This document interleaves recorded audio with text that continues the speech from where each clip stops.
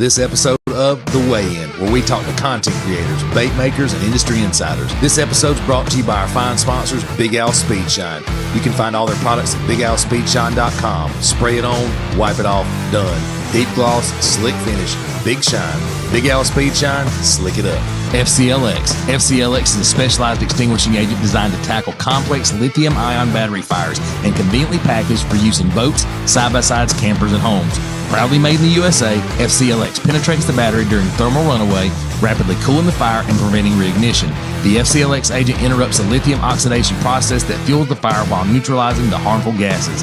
Get yours today at FullCircleLithium.com. Now, let's get ready to weigh in.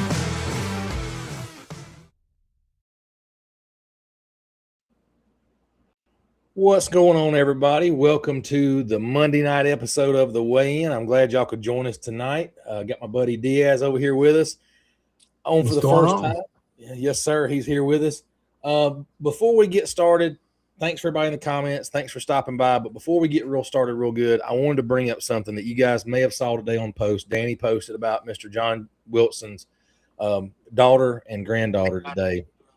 And wanted to take a minute to, give him our thoughts and our prayers. If you're a praying person, please lift his family up in your prayers, because it is I could not imagine, as a father, I could not imagine what he's dealing with right now. And as a grandfather myself, I could not imagine what he's dealing with.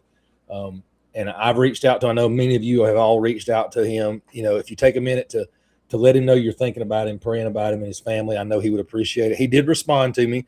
But he's in a space right now that he's just having, it's just tough. So, but just Danny said it on the show before, and we are a family. Whether you watch Monday night, Tuesday night, Wednesday night, Thursday night, whatever night you watch, whatever afternoon you watch, we are a family, and you see it come together more and more when something like this happens. We hate to see tragedy happen, but we see it come together more. And I'm hoping we're going to be able to put something together for him. I did tell Danny, hey, if we get something together, I'm all in. Y'all just keep him in your prayers, because he needs that more than anything.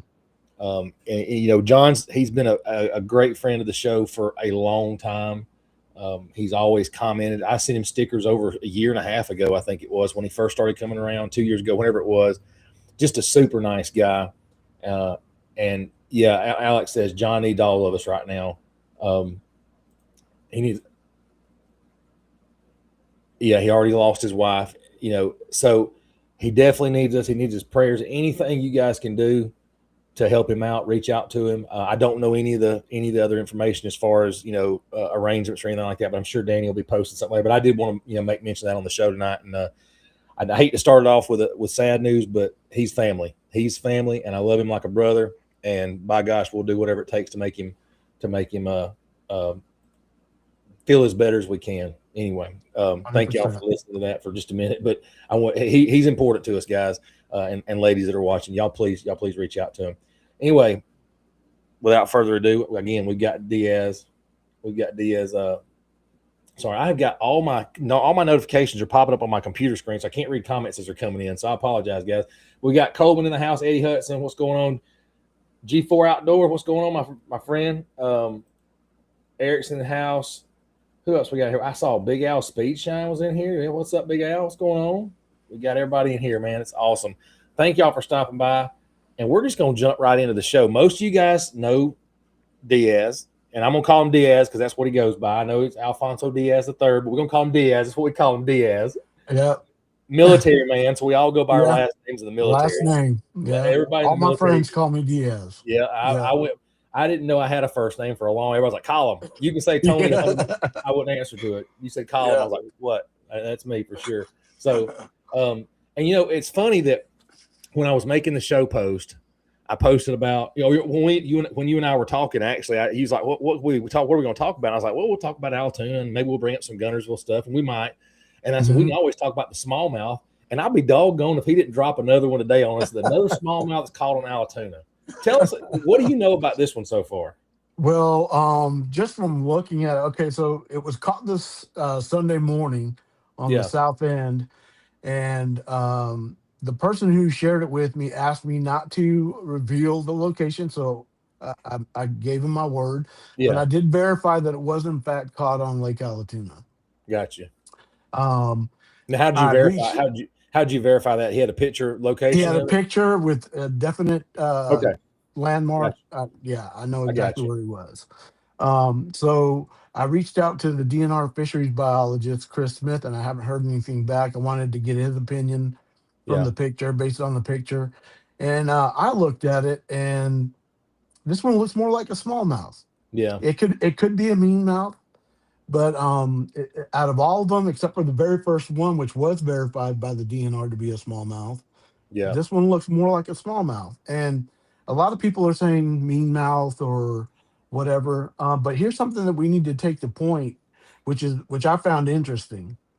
yeah. If you take a bass from Lake Okeechobee and a bass from Lake Guntersville, there's going to be a shade difference. That's right.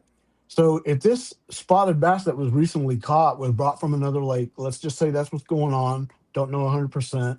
Yeah. If that's the case, he's in a different environment and he's got on a different diet. Oh yeah. So it's possible that his color is changing. Well, I mean, to your point, how many times have you taken a fish that you just caught, put it in a live well, and that joker's a different color an hour later? Absolutely. I mean, it can Stress, all definitely kinds happen. of things. Yeah. Right. Definitely can So happen. I'm not too quick to say it's a smallmouth, and I'm not too quick to say that it's a mean mouth because I'm not a biologist.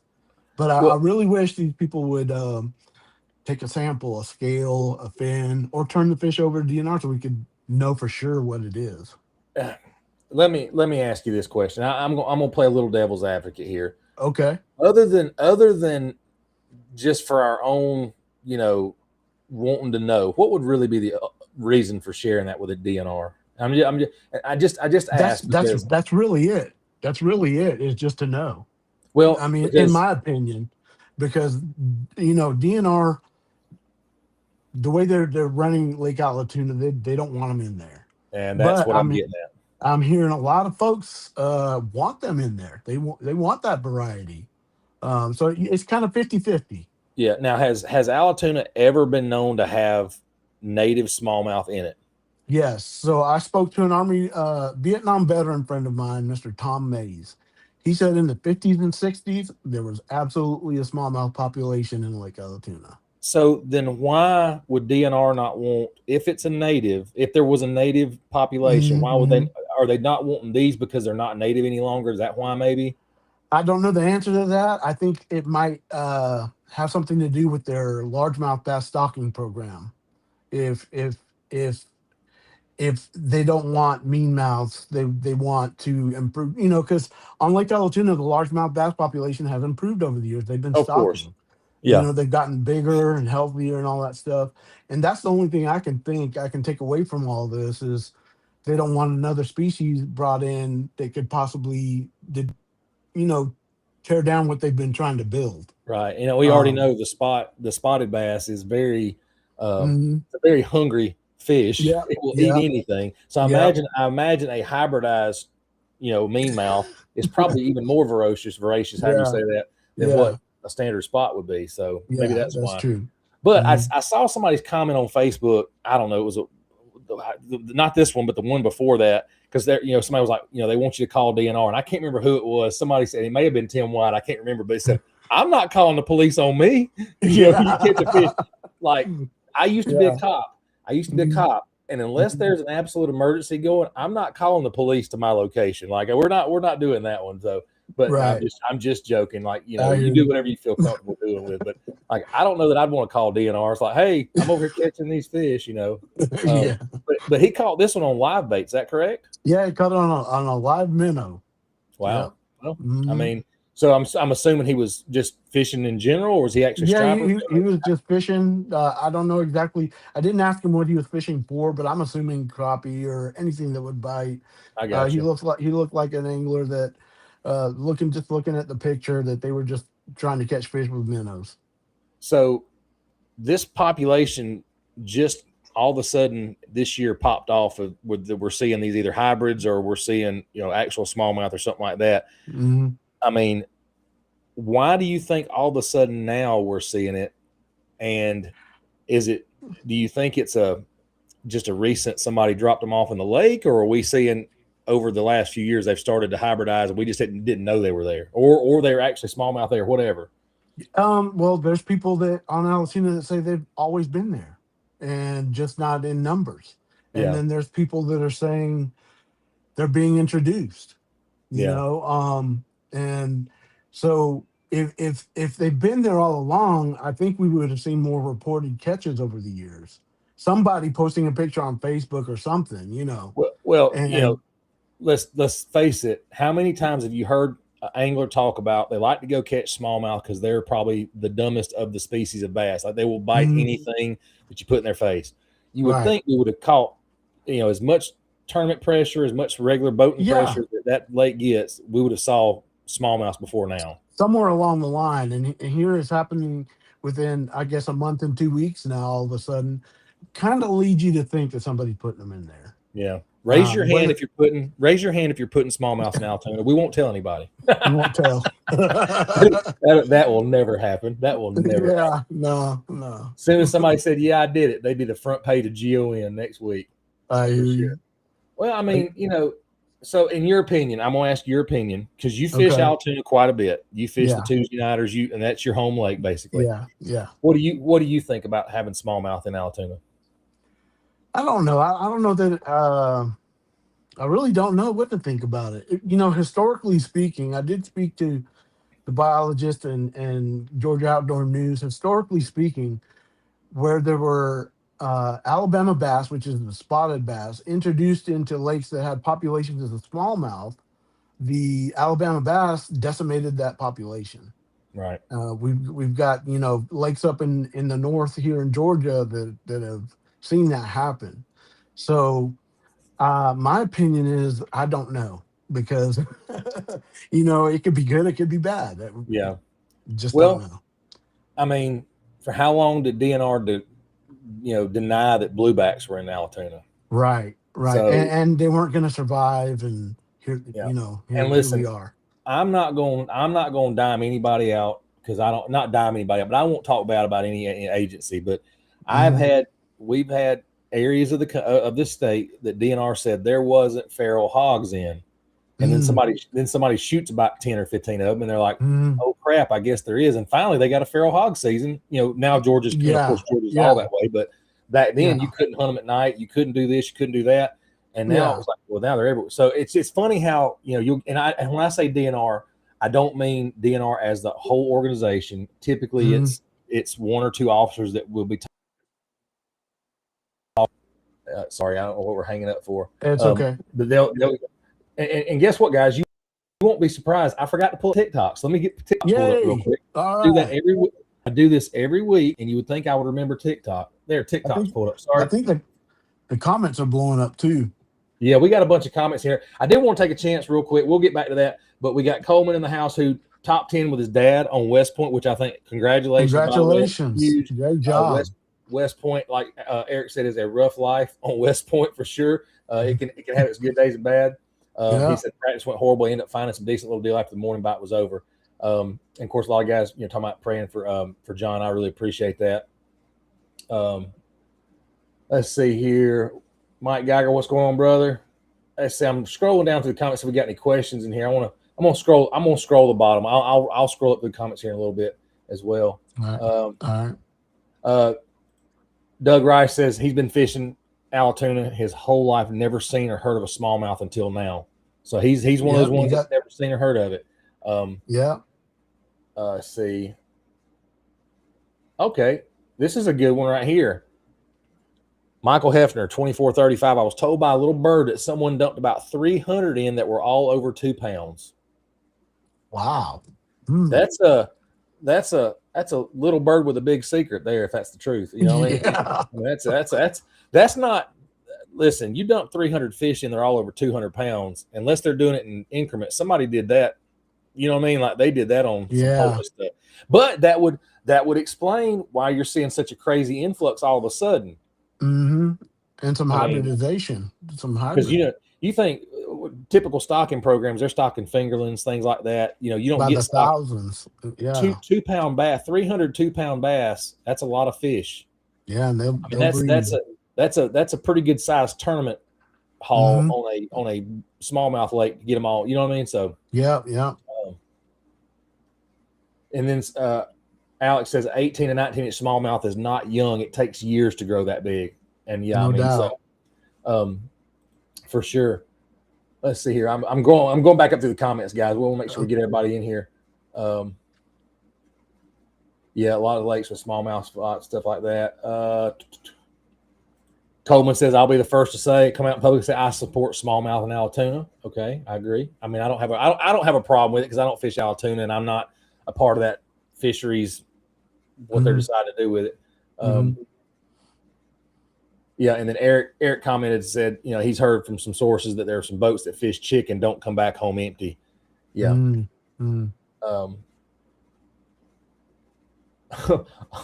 all my homies, we're turning Allatoona the new St. Lawrence River. So hey, you know,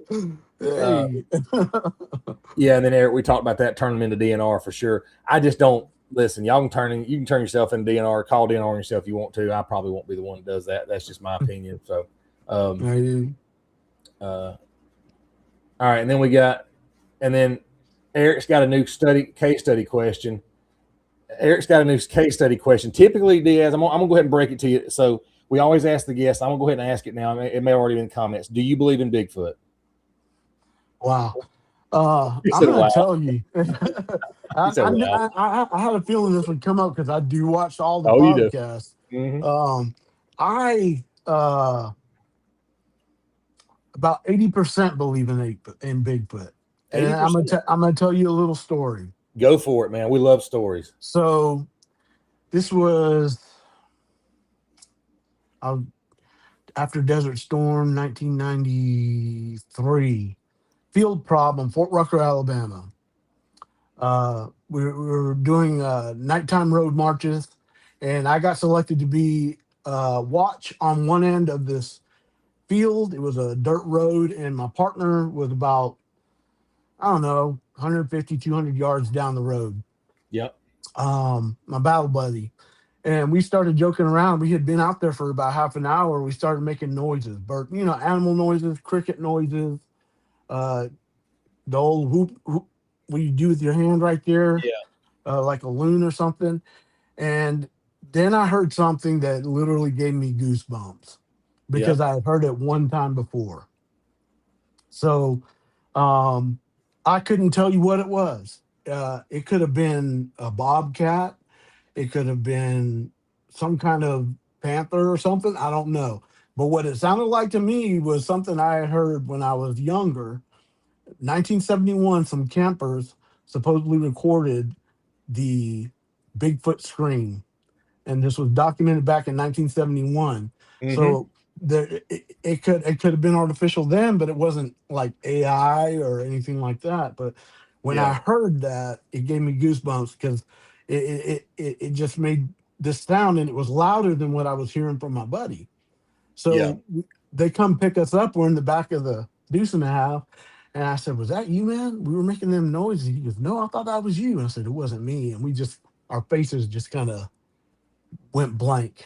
Wow. So I about 80% believe something. I would like a little more evidence, but if I didn't know what that scream was, but it reminded me of what I'd heard earlier in life of a recording. Got you. So what evidence would it take to get you to 90%? Like actual one, like one, bones, just actual physical evidence. So you're basically going 80% or it's 100%. You're not going up another blip. I got you.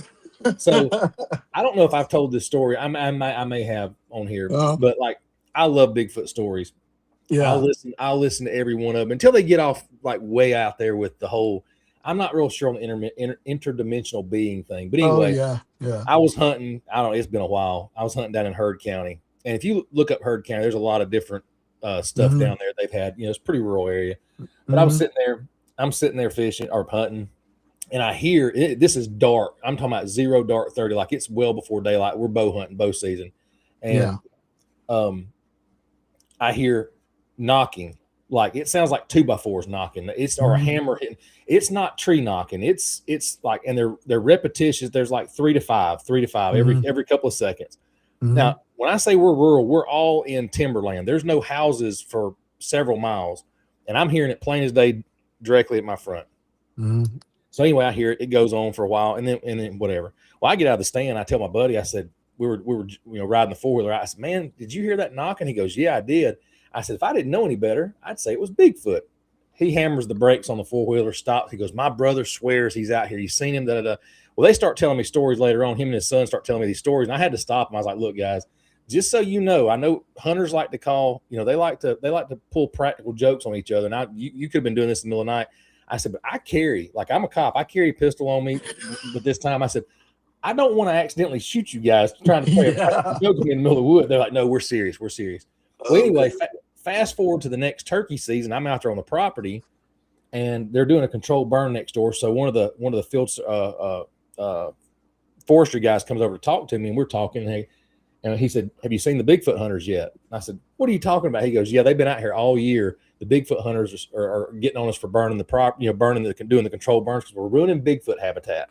So I chalked mine up. My hearing that noise that year had to have been Bigfoot hunters, because I'm like, there's no other explanation other than an actual Bigfoot out there knocking. Right. Nobody's carrying around 2x4s knocking in the woods like that. So I mean, did you when that happened? Let me ask you, did you have a feeling in your gut like something was, different? We're trained to be aware of our surroundings. So yes, of course. Immediately I went again. I'm putting two and two together, going, I'm in the middle of 733 acres of wood with one road that goes through the middle of it, and I'm hearing something that clearly sounds like lumber being knocked together. And there's one shooting house about maybe 400 yards in front of me. That's we got twin shooting houses there anyway. And I'm like, that's not normal. But the thing is, typically where I sat at, you could hear, if a car went down that road, you could hear a vehicle move along that road. And certain times of the year, you could see the headlights or taillights, depending on what time of the year it is now. Yeah. So that's one of those ones I'm like, I never heard a vehicle go in or out, and I heard that knocking. So, but then when he said it was Bigfoot hunters out there, it kind of made more sense to me. But I never heard any of the howls. I never heard any of the. That's my only Bigfoot experience, is that right there. So I'm like you. I'm like, I want there to be Bigfoot, like 80% maybe, but I don't know. I don't know. Yeah. Anyway, so I wanted to bring this up real quick. Coleman and Eric are going in halvesies on smallmouth for something, I guess. They're buying smallmouth fish. I don't know. They're stopping somewhere. All right. Big Al Speed Shine. He said, all right, let's do hat giveaways for Speed Shine. Orders before midnight tonight. Let's go, y'all. I got to pay my May sponsorship fee. All right. Hey, that's good stuff, dude. So y'all, he's doing hat giveaways up until midnight tonight. So if you want to get you a bottle of Big Al Speed Shine, go to bigalspeedshine.com. He's one of the show sponsors. If you can't remember that, fast forward to the first of the show. It's on there. Get you a bottle of Shine or whatever product. I'm guessing you're just doing it for Shine. I don't know, Al, maybe you want to clarify. Get you a bottle of Speed Shine. I promise you won't be disappointed. And you get a hat. That's good stuff right there. And I got several of the hats. I know Eric's got hats. I mean, and it's some of the best stuff ever. So you won't be disappointed for sure. And I see in here, Patricia Leanne Shaw says, prayers for Matt Airy. What's going on with Matt Airy? I might have missed something there. So I don't know. I don't watch a lot of, I get on social media, but I don't see a lot of stuff. So I want, if there's something going on, please let us know. And then, Tom Marico, if I said his name correct, he's on here all the time. What's going on, Tom? I have fished the Boggy Creek where the original Bigfoot photo was photographed in Florida. It would be hard to deny. There you go. All right. So this is, guys, I know just hang tight with us. We're having fun. Diaz was worried about what we were going to talk about tonight. He didn't know we were going to talk about Bigfoot. So here's Eric's other case study. Okay. We broke out Bigfoot early. I'll ask my question. Since Bigfoot may be interdimensional, does Diaz believe in aliens? There was a time that I really heavily researched and studied this phenomenon, if you want to call it that. Yeah. Another life story here. When I was 2 years old, about 2 or 3. No, yeah, about 3. Maybe a little older. I was in kindergarten, so I was older. We were stationed in Fort Riley, Kansas. Again, a military installation, Army brat. 4th of July. We had been outside. My cousin had come over from Puerto Rico to visit us. Yeah. And that night, my mom put us to bed. And I remember laying there with my eyes closed and all of a sudden seeing this pink light glowing in the room. And now I was a kid. It could have been anything. It could have been somebody with a Roman candle or something by the window, but there was this glow of pink light at my window, and then it just kind of moved away like that. I was a kid. I don't know if it was fireworks. I don't know what, but ever since then, I've always been curious, at least curious about it. So I did a lot of reading and studying. What was his name? Ridley Scott wrote a book. Yeah. There's the whole the experiment. What was it called? The Philadelphia experiment with time and all that stuff, and the Montauk Project. I Yeah. delved into it just to, because I was wanting to curious, basically. Do I believe in them? That's about 50-50. I mean, anything's possible, and then again, I don't know. I Well, just don't know. I'm gonna say it like this.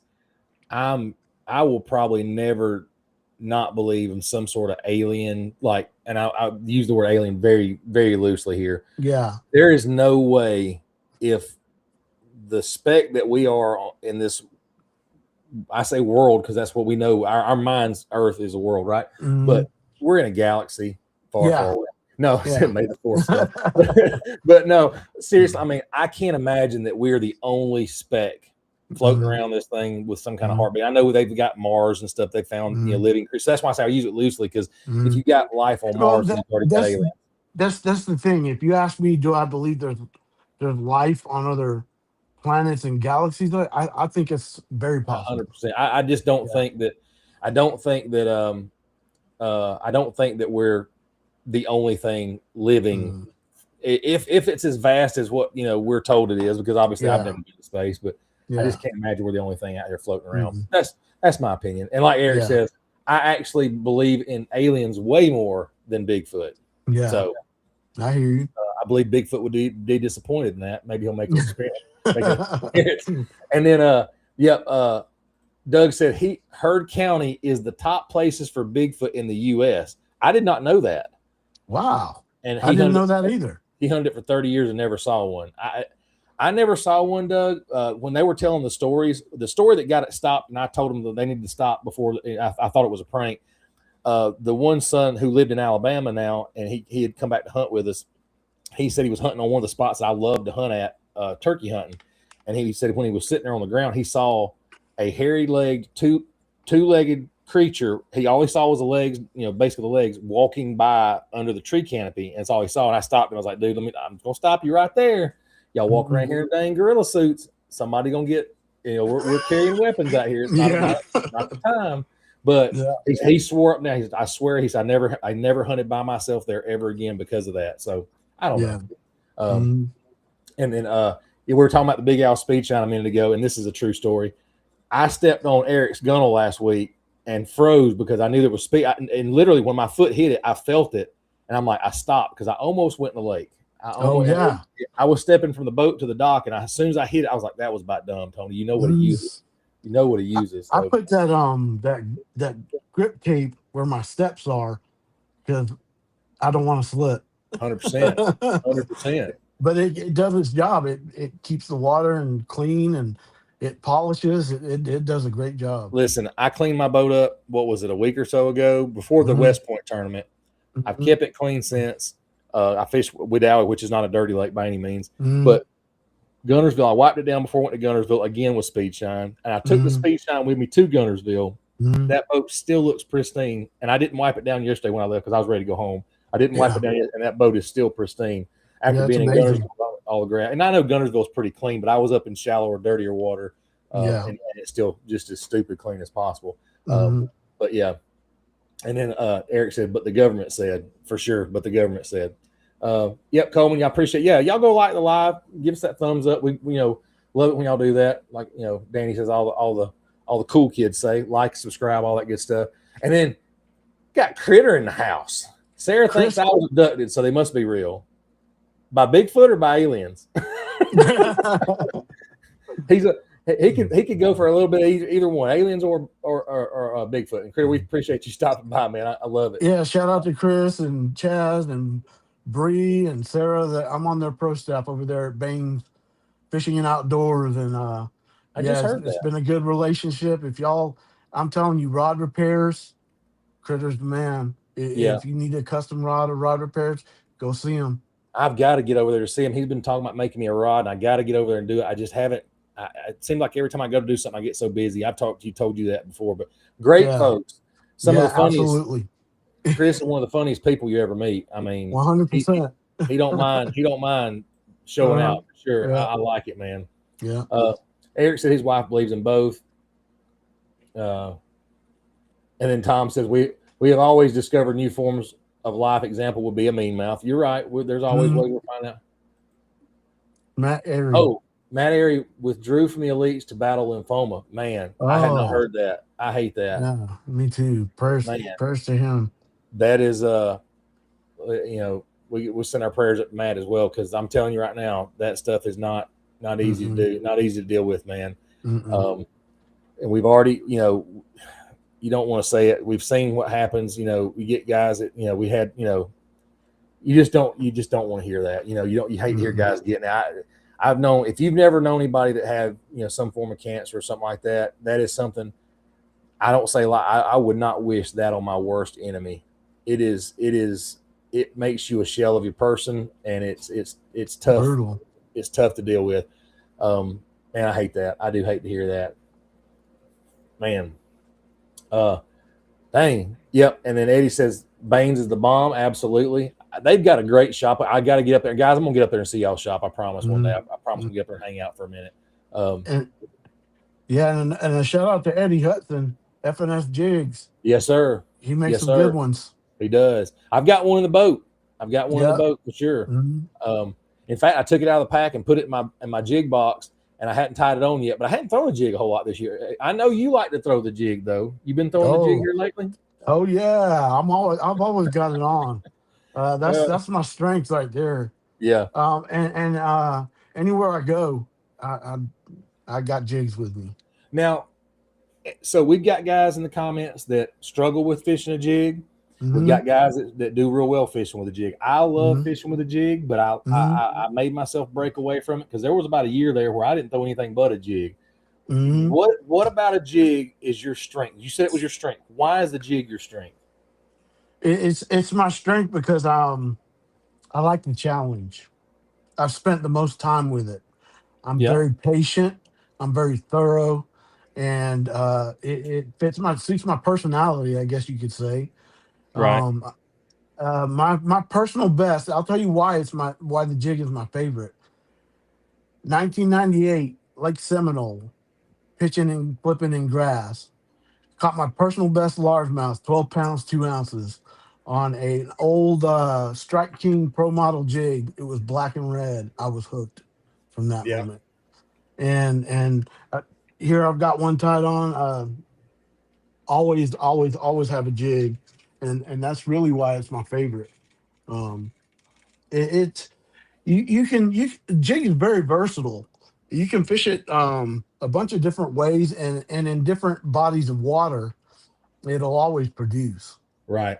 Around these highland reservoirs, I've learned something.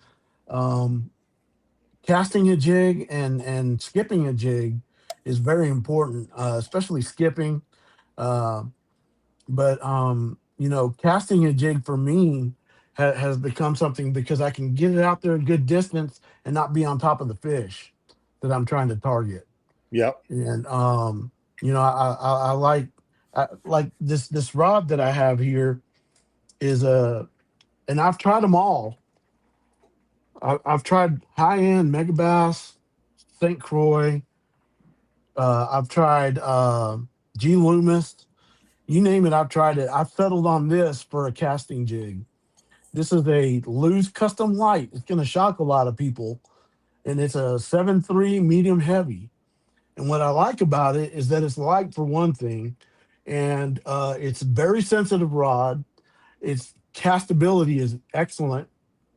for casting a 3/8 ounce jig. I'm always throwing a 3/8 ounce jig, and the tip is fast, so you can detect the smallest bites. You can feel when you lift and fall back on a rock. That's how good it is.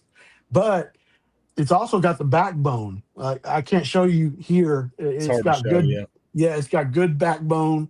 So when I try to cross their eyes when every time I set the hook, and it's just a I remember. solid, I remember. solid hook set. And I've got that paired with a loose Tournament Pro with spool speed bearings in there that really improved my casting distance. All right, hang on a second. Talking about the Yep. spool speed, I got a question for you. Yeah. I got a couple of questions. You don't have to hold the rod up if you don't want to, but Okay. I do have a couple. Okay. You can hold it if you want to monitor it. You go right ahead. I just wanted. I want to give you a chance That's my to pride and joy right there. I do have a question about the spool speed or speed spool, whatever they're called. Spool speed. Spool speed. That's right. So you and I talked about that speed spool. Yeah. When we were at Noe, you were getting them put on. I believe it was Noe, right? Yep. All right. And guys in the comments, y'all answer this question as well. So I bought my cranking rig set up. I've got a Mojo glass rod, and I bought and I can't remember. It's one of the Lou's tournament. That's not the tournament. I don't think it's the tournament MP? Pro. It may be. It's the one that Academy had on. No, it's not red color. I don't think the whole thing's not red. It's black. No, like accents. I think so. Yeah. Yeah, that's the MP. So I bought it. Academy had them on sale. This is back during Christmas. So I got one. It's not my first Lou's, but it's the first one I got then. Anyway, in a long time. First higher dollar Lou's. Let me put it that way. When I first bought it, casting my crankbaits, man, it would slingshot that darn thing. It would slingshot it a mile. It felt like a mile. I have noticed and Eric can attest to this, because we were fishing Lanier last weekend, and I kept saying, I don't know why this thing's not casting very far. Like, it's almost like the bearings are getting worse. Right. Is that something that Lou's is known for? Like the bearings getting bad? I don't know. I don't know. I don't know that they're necessarily going bad. I just think they're not necessarily the best. Okay. Because my tournament partner, he's got a couple reels that are, I would say, budget friendly reels, and a year ago he was out casting me, and I'm like, "How are you out casting me?" He goes, "I don't know, man. I just bought this reel at Academy or whatever, and I just send it." And I was like, "Okay." So at that time I was using the MPs, and I just recently switched to the Tournament Pro. I thought maybe I'll get better distance out of the Pro. It was basically the same. So I think whatever bearings they're using, if they came with spool speed bearings or spool speed bearings, it would be perfect. Yeah. It would be absolutely perfect, because I'm happy with the drag system on it. I'm happy with the gear ratio and all that stuff. 100%. Just not the casting distance. And I put those bearings in there. I love it. It's perfect. Yeah. And Coleman, he's down here. He said, that's what my Lou's reel did. Had a nice tournament edition, the black and gold, and they went out. I'm over there loosening up the line spool. I'm up there loosening the magnetic brakes down. I'm like, why is this thing all of a sudden? I don't typically. I'm not the guy that changes any settings on my reel. I might spin the spool speed a little bit, because I'll if I'm casting the wind or something like that. But all of a sudden, this thing's casting like what feels like half the distance that it was when I out of the pack, and I'm going, this stinks. Yeah. And Coleman said he actually likes Abu for cranking, though I do love Shimano. Well, here's the thing. The Lou's, you called it MP, right? Yeah, Tournament MP. Was the lowest gear ratio that I could find at the time. It was a 5, it's a 5 something to 1. And it's perfect for cranking deep diving stuff. So yeah. That's why, because I usually use an Abu, but it's only 6.4 to 1. I know you can get other ones, but I was trying to find one that day, and that's the only one I could find on the shelf that day that I could afford. I'm not buying a $400 reel. Sorry, y'all can tell me all you want to. I can't afford it. I can't afford it. But then Alex says, "Hang on, you take a Daiwa Tatula to the speed spool guy, and you're pretty much leaving with the steez. Well worth it." Oh yeah.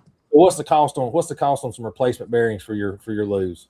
I don't recall. I don't even remember. I just remember at the show. Yeah, and he popped them in. It wasn't much, but I definitely want to go back to the website, order about 3 more sets for some other reels, Because and the thing about it is, he says it's zero maintenance. Because Right. I was asking him at the show, I was like, "Do I need to oil them and clean them at certain times?" You know, no, it's zero maintenance. They're sealed Really? bearings. You don't have to worry. Just set it and forget it. So how hard is it to put them in on your own? I haven't tried it, Okay. but it can't be too hard. Yeah, I'm sure it's not too bad. I Right. don't. I'll open one up and clean it from time to time, but I don't Yeah. get too like I bought a dial we used and I had to Mm-hmm. make a parts replacement on it. So I'll open them up from time to time, but I'll be honest with you, I'm the world's worst when it comes to real maintenance, guys. Mm-hmm. I am I do your terrible. light. I do your light basic maintenance. I'll take the Yep, cover off, take the spool out, get the worm gear and all that stuff. yep. And Sometimes then on the bearings, but I don't and get then in depth. Eric said lose are sensitive to maintenance in his experience. And does that mean they're sensitive to if you don't maintain them enough or if you over maintain them? Because sometimes that can be almost as bad when guys Yeah. get mad, they slop the grease to them too. Yeah. But I'll say this, I bought it in December, like late December, and I ain't done a crap ton of cranking. I mean, it ain't like I'm out there. I mean, I've got some $69 dowels that go through the ringer that still work like Mhm. they were brand new compared to Yeah. this one. Yeah. So it makes me wonder. Yeah. Me too. And Silver Punk, Kevin said spool speed bearings are legit. Yeah, I guess I'm fixing to spend some money on some bearings because that's the one thing that drives me nuts is the doggone that are I shouldn't be noticing that my casting distance is cut in half at least, and that's Right. even with the wind. I should be casting a mile Right. anyway. Well, I'll quit beating that dead horse for sure. And then Chris said they're building a rod that is built to his needs for his jig fishing needs. So he's I'm building a excited rod. about it. I'm excited about it. I've got teasers of it. I've been to the shop and see it slowly being assembled. Got some awesome grips on there. Got some hardware that I helped pick out, and Yeah, I'm real excited to try that rod. I'm I want he, to see what he it's all about. he's been trying to get me to come up there and get a rod, and I'm gonna Yeah. do it. Dadgummit. I Yeah. want one so bad. I just got to figure out which one I want first because Hmm. there's so many different options for rods. You know, Hmm. I broke my spinnerbait rod the other day. It was whatever happened with that one. The one that exploded. Yeah, literally exploded. Shotgun shell. That was stupid. And somebody said it got stepped on. Unless me or Eric one stepped on it during that day, it had never been stepped on before. But Okay. it's listen, it's very possible. You never know what happens. Mhm. Oh, and Silverpunk said that those bearings turned his $50 Black Max into one of his favorite reels. Absolutely, it will. I I'm a just, believer. I mean, yeah, It's night and day. It's night and day. that's the other thing though is like you buy a reel, and let's face it, Black Max are what $69 a piece. Something like that. Yeah. You almost hate to go spend another 30 or 40 on bearings for a Yeah. $69 reel, but Yeah. But the those Black benefit. Max, those Black Maxes are workhorses, man. I've got a couple Yeah. of them that I've beat up. I've only had one go bad in the anti-reverse. If you ever had one of those go out on your reel, that'll catch you because you'll go to set the hook or something. That joker will just backlash in your face because the anti-reverse doesn't work. Or you'll be, getting it out of the water and all of a sudden its spinnerbait goes right back down the bottom because you wasn't. Right. It just revert. The anti-reverse just goes out or whatever. So, Right. well, anyway, that's a good that's a good point that you brought that up because I was actually going to ask you about that another time. It just dawned on me when we were fishing. Eric and I were fishing the other day, and I was like, I need to see if I can get some of these because it immediately came to my mind. You bought those bearings, and I thought, Yeah. I need to look at those bearings because there's something about these lues that must be because I've only got that's probably on my second lose that I've got. My other one's on the rod that I caught my frogfish on this weekend, and it's a Walmart special, and it works just fine. It's never slowed down. Mm-hmm. So I don't know if Yeah. they changed I don't know if they changed who they used or what, but I don't know. I said Michael Hefner wants to know: do y'all oil your reels, your spools at all, or just fish them till they die? Every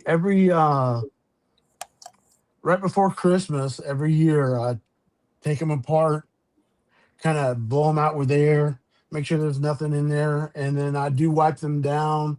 I do oil in certain places and a little bit of grease where it needs it in the gears.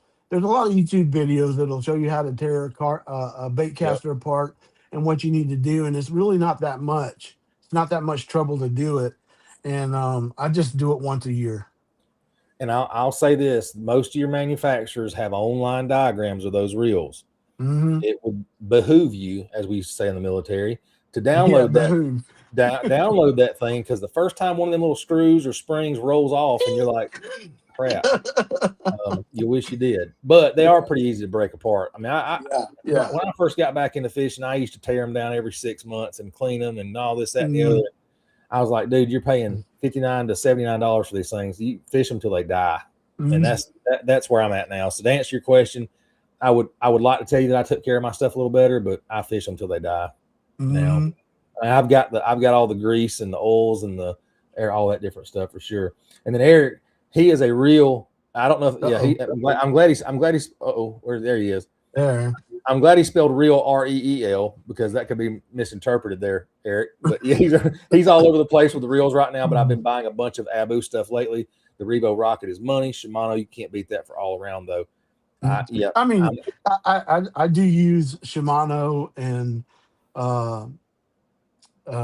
Abu Garcia.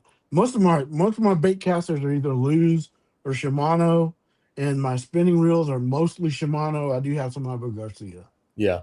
And then Silver Punk Kevin said no oil needed. He's talking about the speed spool. Yeah. And then Josh Cameron is right where I'm at with it. Dunk it in the water and keep on cranking. I've done that before. Listen, my rod serves multiple purposes. It's for casting, it's for pulling the boat to the lure that's stuck in the tree, and then it's for pushing off the bank once I get to the lure that's stuck in the tree. I use it for all of them. It's a push pole, it's a retriever, it does all of it. So hey, there you go. Multi-purpose tool. And then Tom says he don't use bait caster because of backlash. I do flip cast with my bait cast reels. I like to excite my fishing partners. They overcast into wind and backlash. There you go, and for sure. And you can definitely get some stuff going on. And we had some comments on TikTok here, guys, but for some reason the way TikTok sets up now, I can't read the comments when there's two people on the show. Let's see. Oh, wait a minute. We're going back to Josh here. Liberty Laser Works, excuse me. On Tower Garden, Iraq, we had some sort of thing with large wing noises fly by and screech. There you go. We call it pterodactyl. So yeah, that's sorry. I just could now just read that comment. So, and that's Josh in the comments is also Liberty Laser. So I think I saw something that Eric had asked a question about what they're biting on at Allatoona. Yeah, you're right. He did ask that. Let's go back up there to that question. I apologize. You're 100% right. Oh, I skipped over a whole bunch of questions, y'all. I apologize. It's okay. Man, there was so much going on right there at the time. Yeah. All right. Eric, he's Diaz, what are they biting on tuna right now? How can we go catch them right now? So that's a good question. So here's what I've seen in the past week, and this is very recent. You've got a post-spawn funk going on. Okay. Post-spawn funk. So one of two things. Slow down or go real fast. Yeah. Top water is good right now, and you got any kind of top water really, whether it's like a chopo, a walking bait like a spook, a spook, and then a buzz bait is also good. I've got something to show y'all. I've been doing really good on. In the mornings, and I'm about to try it at night. I know y'all know what this is. You had Ryan Sheffield on the show. This is the MFBB buzz bait. It's a very unique, different kind of sounding buzz bait, and I've had real good success with that here lately. That's chartreuse and white. I only have two colors: the chartreuse and white and black. And then a white bait's been doing really good. My buddy, the Fish School, Jason Wilbauer, turned me on to these.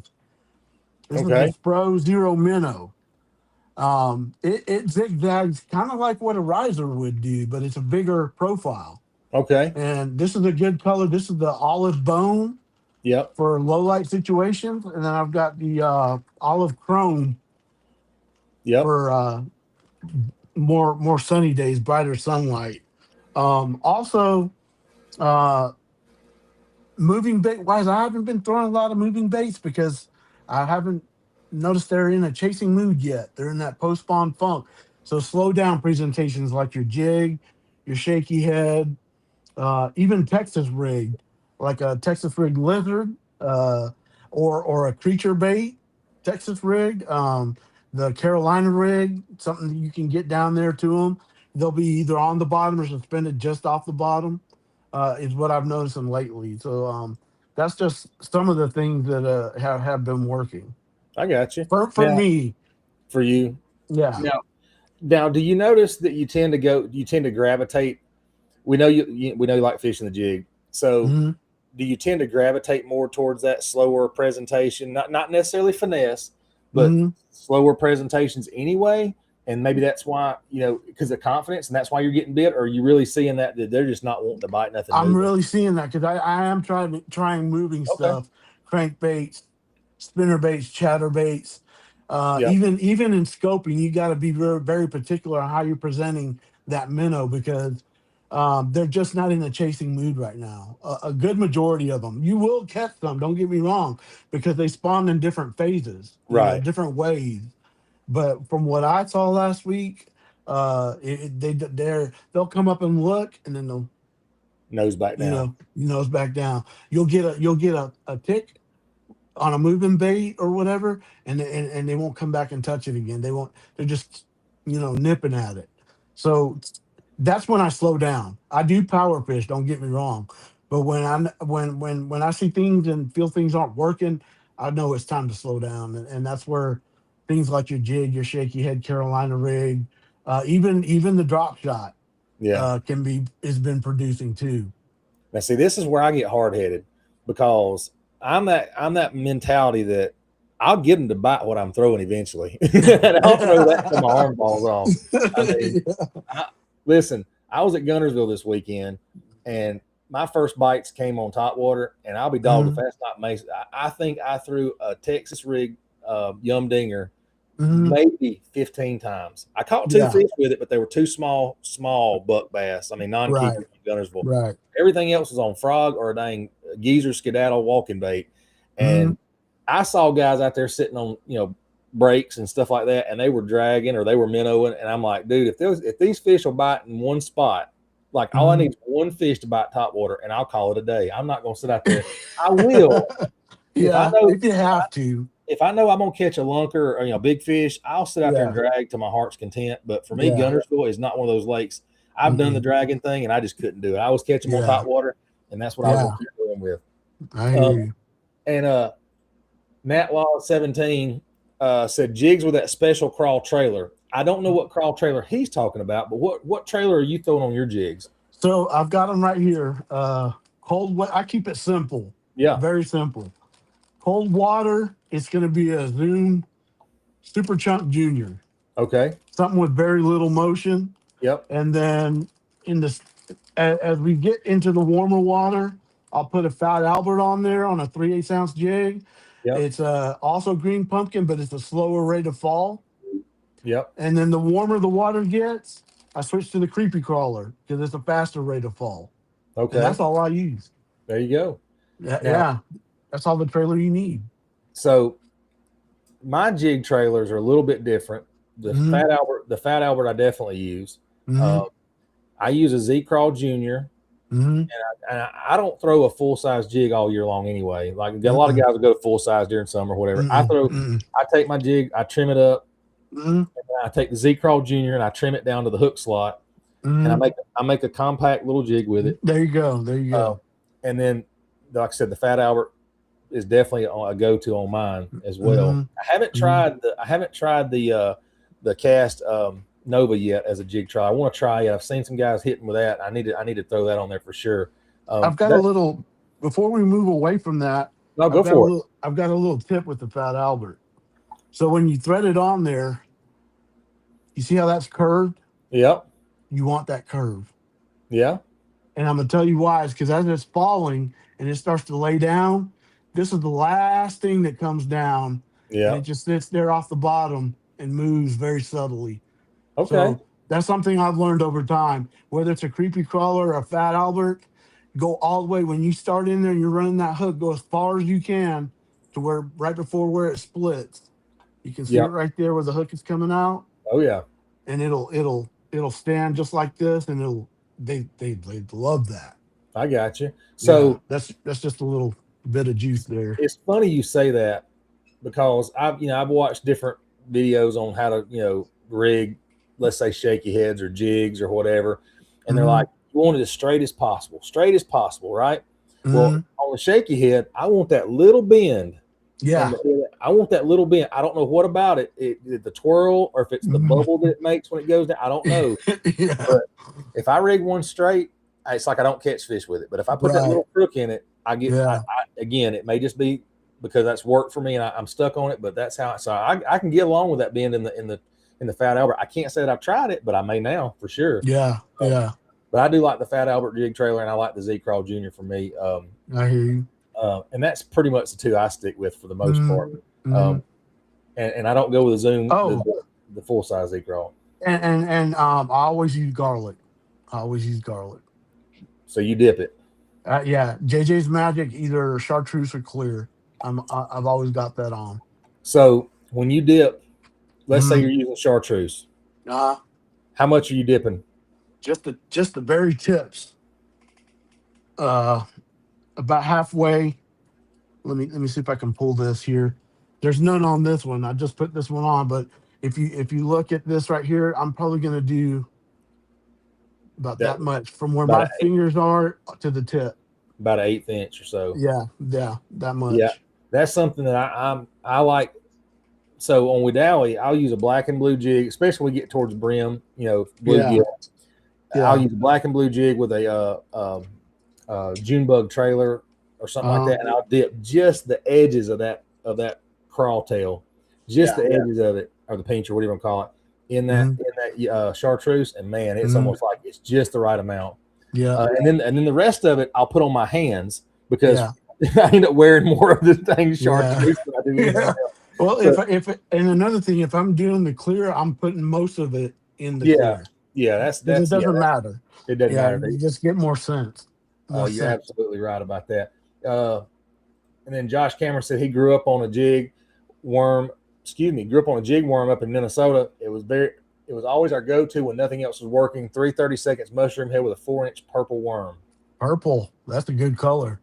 Eric and I were talking about worm color selection before the show. He and I talk about it every day, multiple times a day, some days.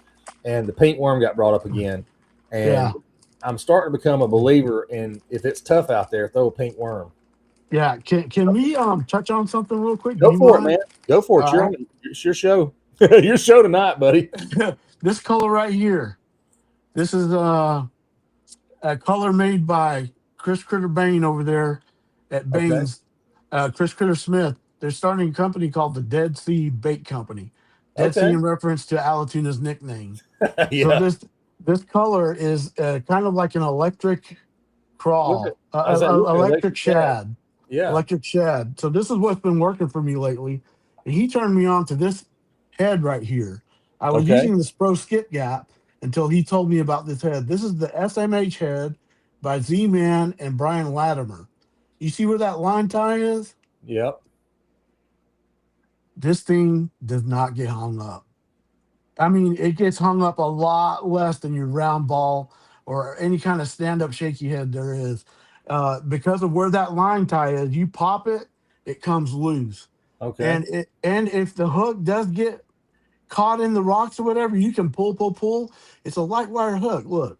Oh yeah, I see it. So I wouldn't do it more than 3 times because you don't want to break off a fish, but you can bend that hook back, and you can a lot of the times get your jig head back. And what I do is it's real simple. Just kind of, I don't know how well you can see that. It's just kind of like you're gonna Texas rig, and there's a keeper there that Z-Man put there specifically for Lasteg, but it works on any kind of plastic.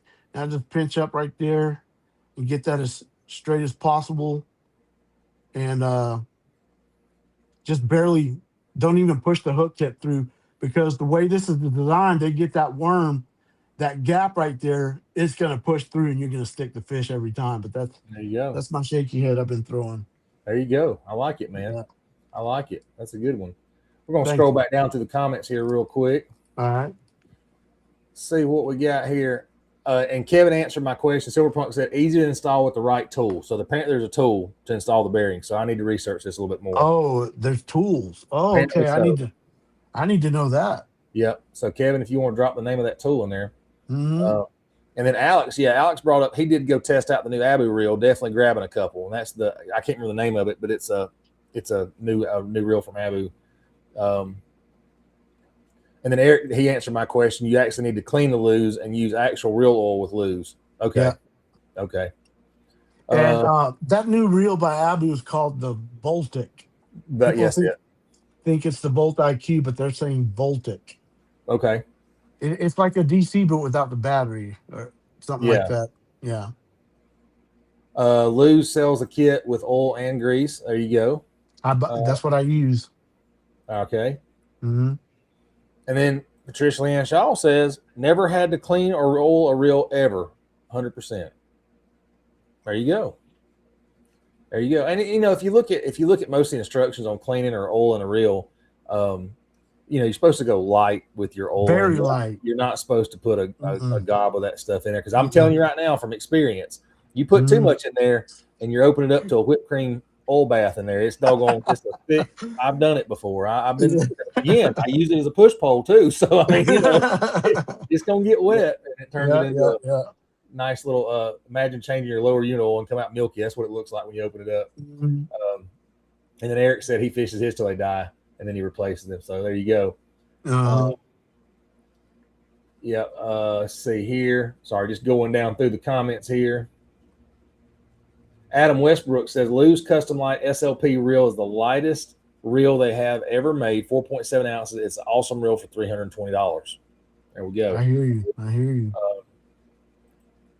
Eric's basically saying he fishes them until they get shitty, and then gives them to a kid on the dock somewhere. So it's like, here's a crappy reel, kid. Yeah, here you go. Hey, there you go. Oh, Adam said that he had 0 topwater bites on Sunday, 8 a.m. to 6 p.m. So where at Allatoona? I think it's probably talking about Allatoona. And then Alex wants to know, do they like the riser on tuna like they do on Lanier? Yes, they do.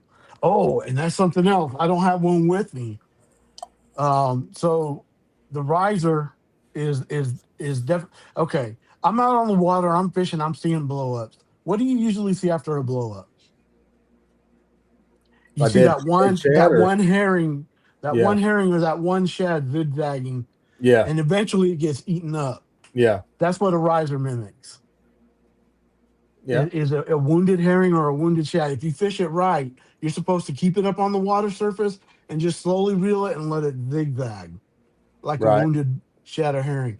So another one I've been trying, I got this from Lonnie Cochran over in Guntersville, is the Credge, Berkeley Credge, fishing it the same way. Just a little bit bigger profile, fish it the same way. And who'd you get that from? Lonnie Cochran. And where at? Guntersville. I was just fixing to say, so I wasn't going to let the juice out of the bag, but since you opened it wide up, I talked to a gentleman, one of our viewers, he may be watching tonight, Mike Knowles. Yep. He hooked me up with my first 12-inch graph over this last week before I went to Guntersville. And he told me the exact same thing, that they're fishing the Credge like a riser, straight reeling it back and letting it do the zigzag thing. Yep. And it's absolutely getting hammered out there. I did not 100%. Try it, though. I did not try it. You should try it. I didn't get around. I probably even on Wadawi. Oh, trust me. I'll try anywhere. Try it. But he did mention that. He said that they're talking about that being a big thing out there. He said, you're not fishing it like you think you're supposed to fish it. You're fishing it like a riser bait. So, and that makes perfect sense for sure. And Eric wants to know, have you ever fished the Cast OG yet? Yes, I have. I fished it last year and decided it's not my thing. Really? It's a workout. Yeah, it can be a workout. I had the rod and reel set up and everything, and went to Lanier and tried it out, and it works. Don't get me wrong, but it's just especially during the time where you're doing the burn kill and then letting it bob and all that stuff, then burn. After doing that for about 10 minutes, you're pretty tired. I don't know. I caught my first OG fish with me and Eric last Saturday, Saturday before this last one anyway. And I could do that all day, man. If they'll hit that thing, I don't care. I don't care. Yeah. Well, I'm a little bit older. Well, you are. You're not that much. Oh, you're about 8 years my older, but it's one of those. It's one. If they'll bite top water, like I that. don't care. I will throw it all day long. It's awesome. It's an awesome bite. By Sunday on Guntersville, my elbow and my wrist were killing me working that walking top water bait, and I'm like, but you know what? I kept throwing it because I was like, they're biting it. I'll keep throwing it. 100%. And then Adam said he did get a few fluke bites and mostly on drop shot and a shaky head. Yeah, it's the postponed funk. Yeah, you got to slow down. You got to slow down. And then Eric said he caught his first Carolina rig fish on Saturday. So his first there you go. ever. So he is now a closet Carolina rigger. We like it, man. There you go. I didn't even throw the Carolina rig this weekend. I had it rigged up, but I did not throw it. I did not see a reason to throw it, so I did not throw it. And then Alex talking about he's been to Allatoona a few times. He's only been bitten on the shaky head and the jig. So, and going back to your jig, that's what I was going to say a minute ago. I kept trying to think about what my point was going to be about the trailers you were talking about. Yeah. So the first trailer you held up was the Zoom Chunk Mini or Super Chunk Junior. Super Chunk Junior, yeah. Yeah. So my first experience fishing a jig was on Allatoona. And it's been at least 10 years ago. My buddy Jeff Daniel, he taught me into going fishing some Tuesday nighters out there. Yeah. And he said you need to stop by the store and get you some jig heads and get you some green pumpkin Zoom chunks. I don't remember if it was the juniors or if it was a full size or whatever. And I threaded one of them on, and there's a marine over there, and I don't remember which one. I can see it, but I can't remember the name of it. And there's a dock that comes out. It's got a little pocket to the right. And I threw up next to that dock post, and it was probably a 3.5, 4 pound largemouth. And it, like I said, I didn't fish for 20 years, but I did go every once in a while with him or whatever. And that was my first ever jig fish. And I will swear by a jig as long as the sun rises and sets. I may not always throw it, but I always have it. When I'm power fishing, they're biting. I'm not slowing down, but I always have it on deck. Always. Yeah. I've got a Falcon low rider that's my jig rod, and I've got a Falcon low rider that's my shaky head rod. I throw them both on bait casters. I just do. That's why I fish them. But I throw shaky head on bait caster. I keep a jig 99.9% of the time tied on, unless I'm going to a place I know that just doesn't fit the jig fishing type thing for what I'm going to be doing that day. But I'm 100% with you. I keep a jig tied on all the freaking time. When I bought the boat, got back into fishing, we were going to West Point, not catching a whole lot of stuff. So I come back to another lake. The first fish I caught on this lake was like a 5-pounder with a jig in dead of summer. And of course, everybody's like, I had never seen a fish that big come out of this lake. Like, how in the world? I'm like, jig does it every time. If you want to catch a big fish, catch it with a jig. Quality fish. And Eric had a question earlier about that. Do you believe jigs create a bigger fish bite? I believe the potential is there. The potential for a bigger bite is definitely there, because from my experience, you can catch them. A 1.5-pound fish will bite a jig. Oh yeah, but it's for something about it, especially like right now. You got a molting period for crawfish when they're tender. After they shed their shell. Anything will eat it. Yeah. But there's something appealing about it. Color is kind of important in my opinion too, different times of the year. But I think it draws a bigger bite, a better quality bite than most other things. There's something about it that just absolutely the fish love, and big fish like them as well. Yeah. But you're right. I've caught a bunch of smaller fish on them as well. So what size jig are you throwing? You may have already said that. I want to make sure I get that clarified though. 3/8 ounce year round. That's what I'm throwing over in these reservoirs. Yeah. If I'm going to Guntersville, it's something else. If I'm going to Eufaula, it's heavier. But in these rare area lakes, Wadawi, even Logan Martin, Lanier, Chateau, Allatoona, I'm throwing 3/8 ounce. That's just my sweet spot right there. 3/0 or 4/0 hook. I keep 3/8 and half ounce. Excuse me, half ounce. That's I'm kind of 6 of one, half does the other when it comes to the size. I feel like the half ounce gives me a little bit better casting ability. I don't know why I changed over to half. I just maybe because we now get some deeper. It's got some deep water in it, so I like working. I like getting there quicker. But really, 3/8 is probably all you really need. You're probably right about that. I know one reason I swapped over the particular jigs I was using back then. You can get them in half or 3/8, and it seemed like the 3/8 had a little bit lighter wire hook in it, and I wasn't happy with the performance of those particular jigs. I've since changed jigs. I know you like the Picassos. Little Spotty, Doc Rocket. I like those. I use Brazalo makes a really good jig that I have had really good success on Wedowee with. That we can't recreate the color because they don't make the skirt material anymore, and I'm sad about that. But so and I'm saying, that's not all the jigs I throw. I am trying these FNS jigs that Eddie Hudson makes, and I like the head design. They come through rock and stuff really well. I'm going to be throwing a little bit more of those.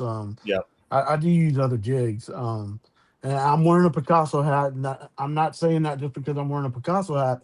Before I got on their pro staff, for 2 years, I talked to Dan Vesuvio about his products, asking questions, testing them out for myself. And I believe in that jig. And that was before this.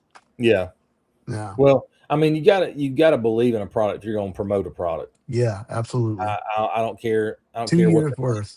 Yeah, I don't care what they're paying you or giving you or whatever. You gotta believe in it for sure. And there's we keep hearing the comment like, how many more ways can they make a jig? How does one company make a jig different than another company? I mean, you start to get where it's all very, very, very similar. I'm not I'm a jig guy. If I can get some jigs, I'll throw them. That kind of thing for sure. And then Eric says Allatoona fish are almost as smart as Lanier fish, and they're very smart. I would say that. So y'all just kicked off the Tuesday nighters. What, last week, wasn't it? Yeah, last week. How did that turnout go? How did that tournament end up? We had 32, 33 boats. My partner and I, we couldn't get the big bite. We were catching plenty of fish, found plenty of fish. Only had 4.5 pounds in 3 fish, so we didn't weigh in. But the winning bag was a little over 9 pounds with a 5-pound kicker. Wow! It's a 3 fish limit. Yep. And it was a good turnout. I think we had several 7-pound bags. It's a good group of guys. I enjoy fishing that tournament. It's run by Darren Williams and Danny Thurman. They've been doing it. They took over it for a guy named Paul that passed away a while back. And I've been fishing it for 3 years now. Great group of guys, and I really enjoy it. Now I fished it back when Paul ran it. As a co-angler with my buddy, or partner, whatever you want to call it in that situation. But Paul was a good dude. I hated to hear his path. He was a good dude. Very, very welcoming. I will say back in those days, this was pre-live scope. Not everybody was as welcoming. It was definitely a eat or be eaten kind of group of guys at first back then. They were kind of rough. I got told some stories, and I was like, they won't do that to me. By gosh, that's the last time they do it, because I was Marine Corps cop coming in there to fish. I was just gonna have fun. It's like, well, you don't want to be caught, on this spot or that spot. I'm like, what are you talking about? Like, I had no clue. I'd never fished a tournament in my life, so it was all learning experience. But they ended up being really cool guys. Once you got to know them, it's not any tournament thing. Once you started talking to them and you broke through that little barrier, they were all good guys. Danny and the Thurmans were all, they ended up being really good guys to talk to and stuff. But I hadn't seen those guys in years now. Because there's Danny and what's the other? Daniel is his son. Daniel, Danny's the older gentleman and his son. Daniel, and Danny runs the weigh-in and sign-ups and all that stuff, and Daniel actually fishes still. He fishes. Yeah, see, they were both fishing back in those days. They fished together. So, but like I said, they were a great group of guys, and once you got to know them, they were pretty cool. So is it 30? Well, you said 32 boats showed up. 32, 33, somewhere around there. I mean, I could look it up to be exact. It was definitely over 30. Is that the normal? Is that about the normal show for the tournaments? Yeah, it picks up from now till June. It picks up like the past couple of years. We'll end up with like 40 to 45 boats. Yeah. Once the word gets out, and then the hotter it gets, it tapers off a little bit, and then the closer we get to hunting season, it tapers off a little bit more. But we average anywhere from 25 35 boats. When do they wrap up the Tuesday nighters? October, mid October. It's close to the first opening day. I got you. Yeah, I got you. I know because my tournament partner, he hunts. I got you. Yeah, I back then we fished them. It was the heat of summer. When I fished yeah. the few that I fished, it was the heat of summer. And I'll Mhm, be honest with you, mhm. all more power to all you folks out there wanting to fish Allatoona in the middle of summer, whether it's 6 o'clock in the evening or whatever, with all Yeah. the dadgum wake boats and house boats and everything else that Well, comes sailing by. yeah. So that's the thing about the Tuesday nighters is by the time we get on the water, they're thinking about dinner and it calms down. They get Man, off the water I and don't so know. it gets better. Back then, we would Uh huh. be now, yeah, once it got darker, it was Yeah. fine. But that No. first hour or two, Yeah. you just about didn't take your life jacket off because you was out to be thrown in the water in some of them places Yeah. you were fishing. Now, unless you got like a marina or a no wake zone, you were fine. But if you were I out there mean, anywhere near the main river, main lake stuff, yeah. your teeth were getting knocked out. I mean, we hit so many Yeah. wake boat waves, and my buddies over steady apologized. I'm like, dude, this fishing, I get it, but I remember fishing a bluff wall over there one time, and he was like, "Hang on to something." I didn't know what he was talking about. I looked back, and there's Oh this house yeah. boat coming by, and the wake Mhm. behind it was absolutely ridiculous. Oh Um, yeah. it was dumb. So Yeah. uh, let's see what we got in the comments. Rage bugs hard to beat is for Rage trailers. bug. Coleman Hmm. Jones says Yamamoto, double tail grub, green pumpkin, blue flake, all he'll throw is what Michael Hefner says. Now, Hmm. what's your? Did you say a color for your trailer? You may have said it. I just didn't. Green pumpkin. Green pumpkin, the old Yeah, faithful, it's the Zoom green pumpkin Zoom green with a pumpkin. little black flake in there, Yep. and then the only color adjustment I'll make is some chartreuse, Yeah, uh, you know, something like that. I got you. Yeah. And Eric says he fishes the twin tail a lot. Um, and then Eric says Coleman, that's a West Point thing for sure. The green pumpkin chartreuse rage crawl is a hammer there. There you Hmm. go. If you don't do that, the claws won't stand up. He's talking about the way you did Yeah. your trailer there. Yeah. Won't stand up. We did that on the tank Try to episode. get that little defensive posture. Yeah, they said Yeah. they showed that on the episode of Live Well that one night where they had the tank, they had the fish tank, and they were doing the different trailers and combos Oh, and stuff okay. like that, showing the actions and stuff. And then Coleman said that's some juice right there, Diaz. He's going to try that this weekend. There Go you get go. them. Good luck. Go get them. And then Alex brings up one of our buddies, the combat crawl. Though them claws stand right up. Yes, That's sir. true. That's true. So that's a good crawl. I love that crawl. It's a good one too. I might have to try them. And then Tom wants to know, do I ever use a black clear plastic crawl? And I have not. I've never used one. I've never used. So Tom, if you got some juice on that, which one, where, what brand? I'll try it. Black clear plastic crawl. I don't know. I don't know what he means by that. I do use black and blue when it stains, but I don't know what he means by black clear plastic I don't crawl. know. Well, maybe he'll give us a little bit more insight on that. Yeah. And then, like Eric said, it's a more natural posture for a crawl in their defensive position for sure. Yeah. Yeah. and then Eric asked the question. We were talking about the JJ's Magic. How many times have you had that stuff spew on you when you open it up? Oh, every time, man. Especially the warmer months. You think you have half a bottle. Oh, that's okay. I can crack it open, and it just comes running all over your hands.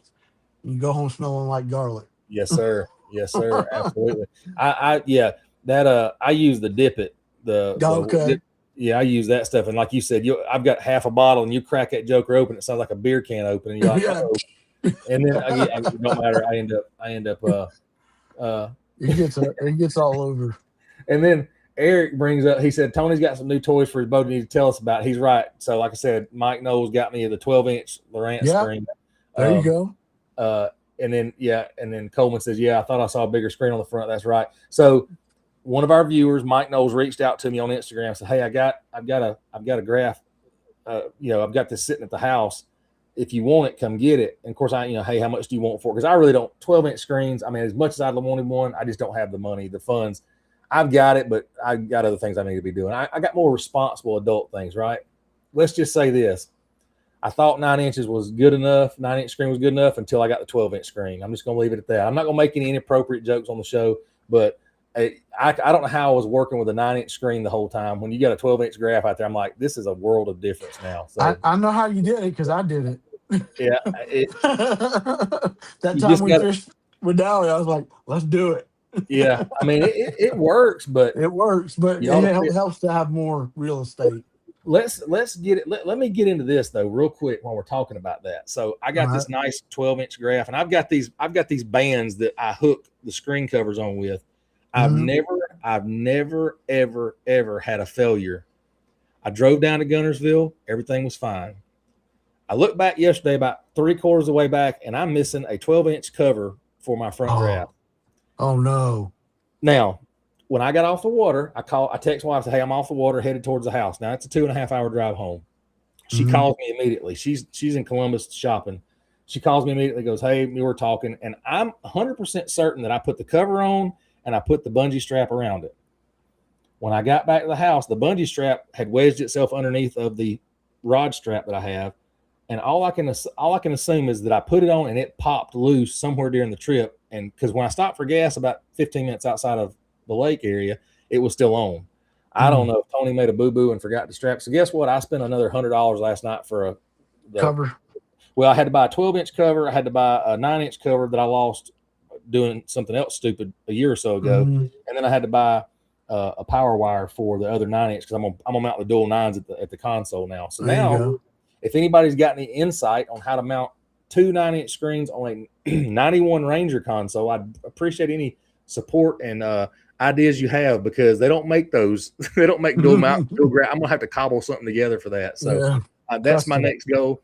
And then my next goal after that is to buy multiple 12-inch screens, because again, I was trying to graph on Guntersville with a single 9-inch at the console. And after watching, if you guys didn't see the Chris Flint show about Guntersville, he talked about the side scan and the 855, the 455, whatever, the different,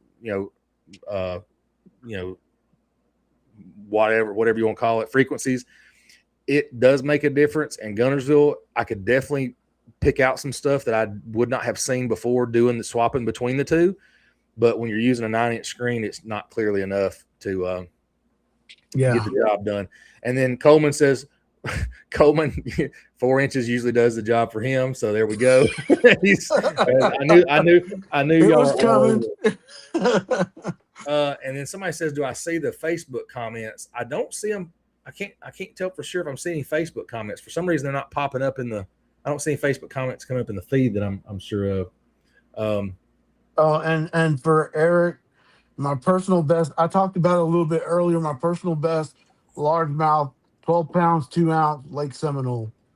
12 pounds, 2 ounce. It was a bucket mouth, dude. I was shaking the whole time. Now what? Big old fish. What year was that? 1998. 1998. Yeah. Man. We got folks that are watching this show right now that were not born. Yeah, I know. That's showing my age just a little bit. Hey, man, I like it. Oh, there we go. We're back. All right, we got guys talking about the dang stuff they've been lying on, whatever. Eric, you're right. If I get one bull on top water, he's done for the day. That's all he's fishing. Hey, I throw some crankbaits and stuff in there to change things up a little bit. I change things up. I change things up a little bit, but I'm a top water junkie, man. The only fish I have mounted has still got the buzzbait, the double-bladed buzzbait that I caught it on, that I bought from Walmart. I believe it was Walmart back in the day. I've had to replace the band on the skirt with a bread tie because the band rotted away. And that's the only fish I've ever had mounted was a double-bladed buzzbait fish. So I'm a top water junkie, man. Top water junkie. I hear you.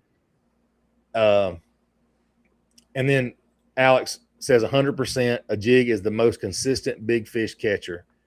I can say that's probably a fair statement for sure, because it's the one bait, and I love, the glide bait still. That's great. Don't get me wrong. That catches big fish. I know it does all the time, but I just don't have that same confidence I have as far as the jig goes. The jig has my confidence way better. If I want to go catch a big fish, I'll throw a jig. Yeah. Absolutely throw a jig or a big top water. Yeah. Big top water. I believe in that too. If they're Yeah. on that bite.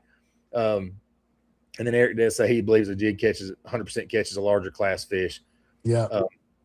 Now, a question going. We're still talking about jigs a little bit. We've gotten on a jig, rant here, and I'm okay with that because I like it.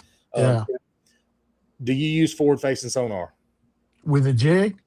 Anything? Do you use forward facing sonar? Oh yeah, I do use forward facing sonar. Yeah.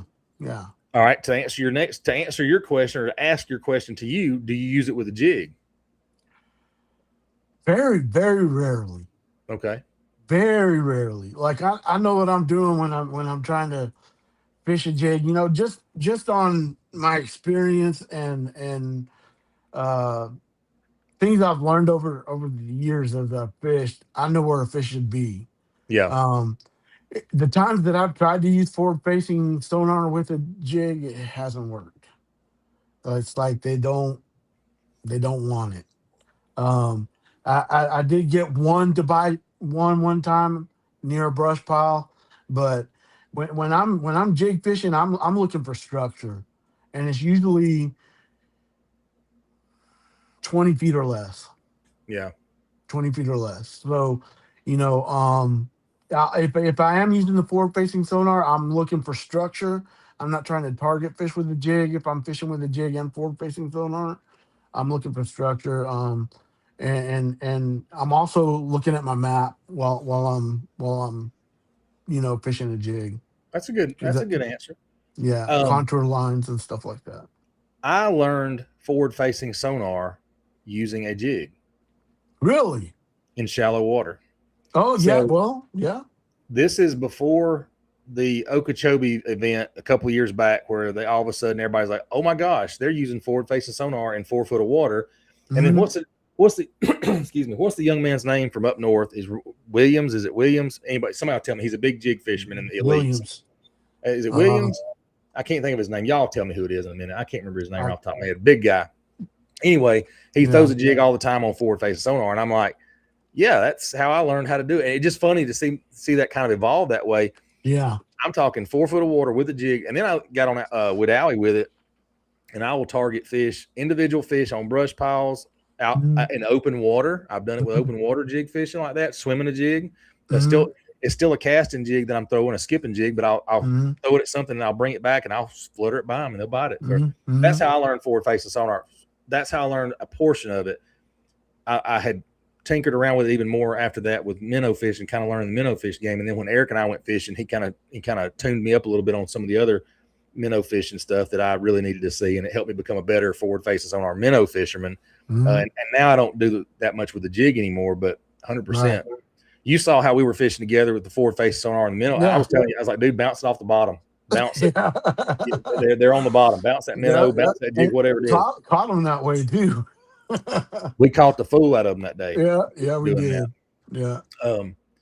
Yeah. Jig gets a better bite. Adam W. Fishing says, juice tip. This is something we learned from Farmer, and I don't know if this is where he got it from, but this is something I distinctly remember. Trap some crawfish so you can match up the color. Mm-hmm. If you can run some crawfish traps and find out what color crawfish. Right now, Lake Allatoona, that's the color. What color is that?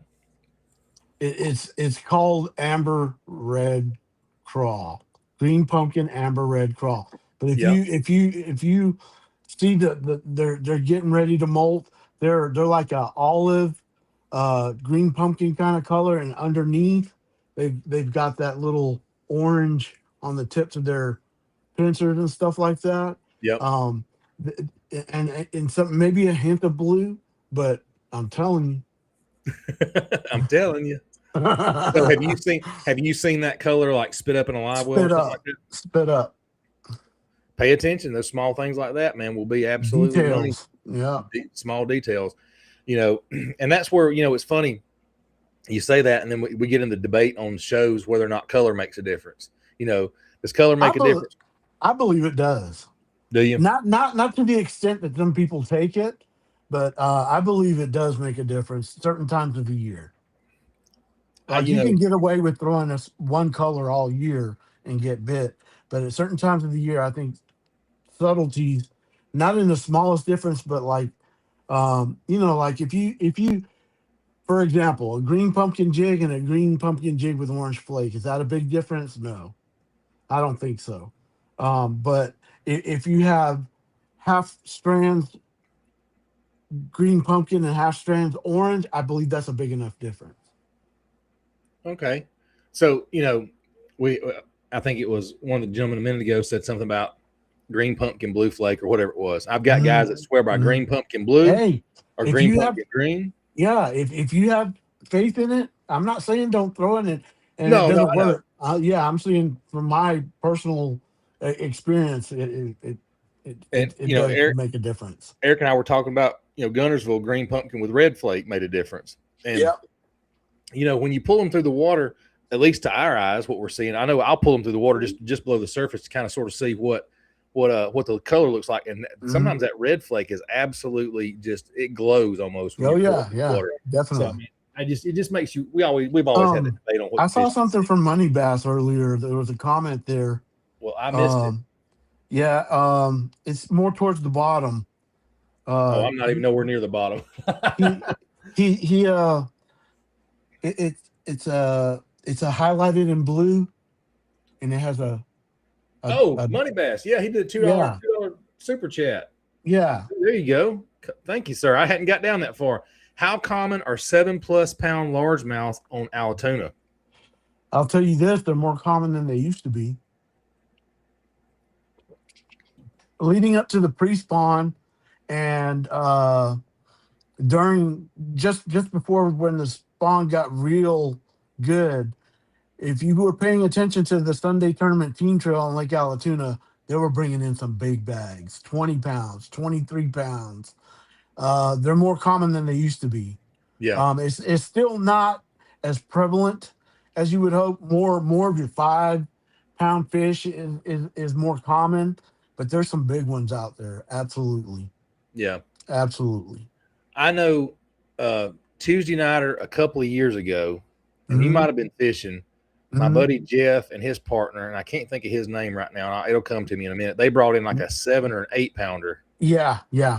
And I think they won big fish. They might have won the tournament. I can't remember exactly, but that was, everybody was like, "Holy crap, that's not something you see out here very often." Yeah. So it's getting better with what the DNR has been doing, stocking largemouth over time.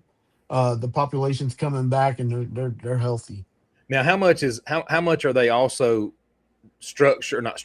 cover, brush piles? Are they doing stuff like that too to help with they're doing you're seeing more timber being cut, laid down, and tied off in what I would call largemouth waters. Yeah. On Lake Allatoona.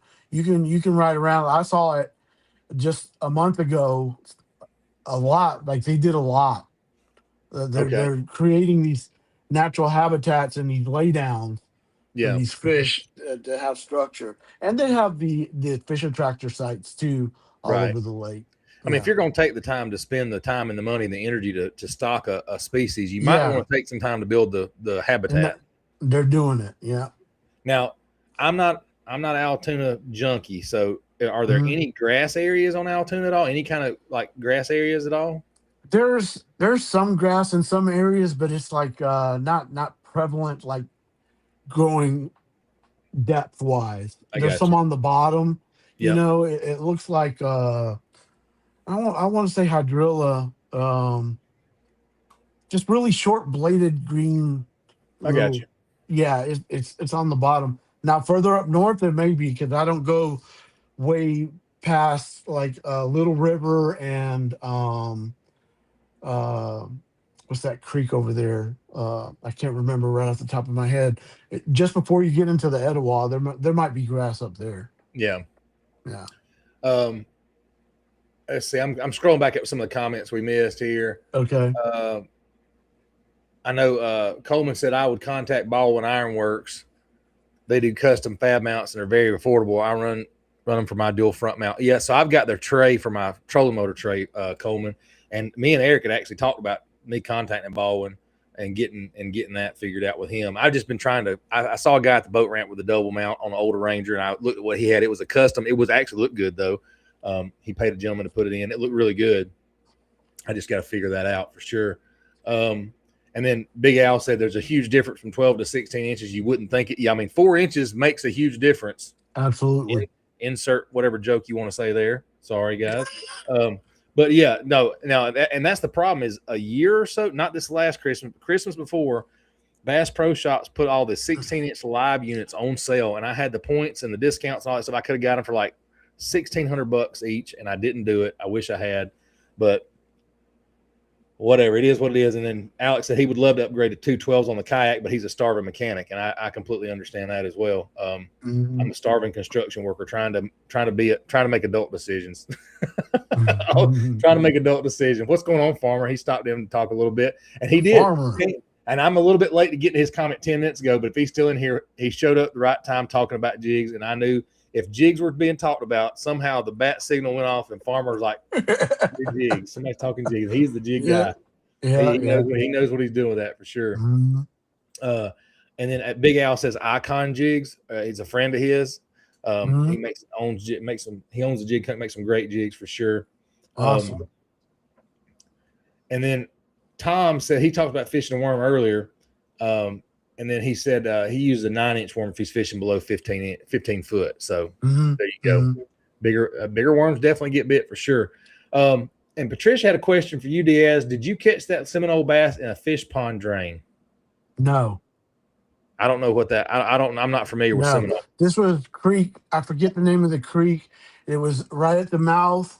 They have that. So if I forget the name of the grass. It's almost like wire grass, and there's gators in Seminole and all that stuff. Right. And it was almost at the mouth of a creek. There was almost like a channel, a long channel, and we were just going down, flipping and pitching. That's where I caught it. So you caught it on a jig? Yes, on a jig. Old Strike King Pro model. That's right. You said well, as soon as I said a jig, I went, duh. He said it earlier. Yeah. For sure. And then Alex says he definitely scopes him with a jig unless he's shallow. I'm telling y'all, if you're in shallow water, forward facing, you don't have to use perspective. Forward facing, shallow water, it works. It's been proven 100 million times now, so it definitely works for sure. And then Critter says, I think knowing where a fish should sit is key to being a good angler with a jig. And I would agree with you 100%. 100%. And we've got a saying in fishing that time on the water. And I've said it before on the show, on the live well. I'm probably said it on here. I hate that saying, time on the water, because I was that guy that would spend time on the water doing the same crap that I spent the last time I was on the water doing. And so I've changed it up, saying it's efficient time on the water, or it's the correct time on the water. Because I'm that guy. I like to feel the tug. I'll go out there and just go catch fish. So if I'm sitting in a school of 1-2 pounders, if they're biting, I'm hooking them, right? But over the last 6 months to a year, I've tried to make my time on the water, learning from the show here, learning from folks like Eric that went fishing with me, when you and I went fishing together, just taking little bits from every person and starting to go. And then when I go out by myself, I'm like, you know what? I'm gonna go fish this spot and see, or fish it this way. I fished that spot that you caught the big 4, almost 5 pounder when you and I were together. I went and fished that spot the other day. I was like, let me throw this jig up in here. He wasn't sitting there, but I still threw at it. If I could interject a little bit of information. Go for it. Like going on what Critter just said. Yeah. So a lot of people don't take the time to study maps, lake maps. And that's what I do. I study maps, whether the lake is drawn down 17 feet or it's flooded. Yeah. I study maps all the time. And even if I don't have the paper map, I'll get in my boat, turn on the graphs, and scroll around. And I'm looking around, seeing where they should be, kind of thing. Where did I catch them last time? Where did I catch them this time last year? And I go and I'm always looking at maps, studying contours, drains, ditches, coves, you name it, bluff walls. And that is an important part of knowing where fish are. You couldn't have said that any better. So what mapping software do you use on your boat? I use Lake Master Mapping. So you got Humminbirds. Okay. Yeah. we've had this discussion. We had Chris Flynn on here with Guntersville, and Eric went with him, and Eric got the C-Maps card because I run Lowrance. I've been using the Navionics, and I like it, but I'm gonna get the C-Maps card eventually here to go in there to kind of supplement. Yeah, because I agree with you. Again, we talk about that. We talk about the time on the water and getting more efficient. Stuff like using the maps and using the electronics can immensely reduce the amount of time you spend on the water throwing it in dead water. You hit the nose on the dot right there. That's 100% the truth. If you feel like you're out there and you're not catching them, and you go into the same spots, or you're using your forward-facing sonar to find fish, you might be needing to look at a map and knowing where to go. You know, you and I went fishing, and you know, immediately I said, "Hey, how do you see yourself catching fish?" Then you're like, "I want to use a jig." I was like, "Well, let's do this first. Let's scan some creek pockets, creek arms that I know have been holding fish, and if we don't see anything, we'll move on." Yeah, I remember. Yeah, we scanned it, and I said, "There's bait fish. Right now, these fish are biting on bait fish, and they're in these certain conditions anyway." And we caught fish. Now we did get to go catch fish the way you wanted to as well. Later in the day, and at that point, heck, I was even dragging a shaky head, as a matter of fact. But it you know, we could have easily gone out there and went to some areas that, you know, I think they're going to be in or whatever. But again, it was all about the map and the electronics and stuff, narrowing down our day for that day on the water. We ended up being a really good day, by the way. It was an awesome day. I was like, we just did something I haven't done here before. You know, almost 17 pounds and 5 fish. Good bag. It was a good bag of fish for sure. But you're 100% right. Knowing where they're going to be is a good key to it. And then, like you said, studying the maps. You know, and I don't know. So let's go for Allatoona. I'm gonna ask this question because it may or may not be. I don't get to fish there much. In fact, I saw your post about the Tuesday nighter, and I almost hooked up to the boat and drove to Allatoona. But man, it's a drive to get out there from my house. But Tyler Williams, sorry, I just saw Cohen. Tyler Williams is a gentleman with the jig that fishes the elites. Tyler Williams, great jig fisherman. So on Allatoona, what are some key things that folks should be looking for to go out there and have a good day on the water? Because I mean, it's a bunch of rock and it's a highland reservoir. What are some key things folks need to be looking at when they're looking at their maps going, you might try here, you might start looking for these subtle things? It's really easy this time of the year, especially if you think about what's going on. We're in post-spawn. What do they do in the spawn? They move shallow. What do they do in post-spawn? They're moving out. They're trying to rest. They're trying to find easy supplies of food. And where are those areas? Look at your secondary points and main points coming out of there. Every shallow area has a channel, and you want to be where those fish can move up and move down, and where it doesn't necessarily have to be a steep drop off, but they can move up and move down according to where the bait fish are going to come through along those areas while they're resting. So points right now are very important. Secondary points are important. Channel swings are really important in your creeks, because they can corral bait fish in that area. It's real easy this time of the year. If you just go ahead.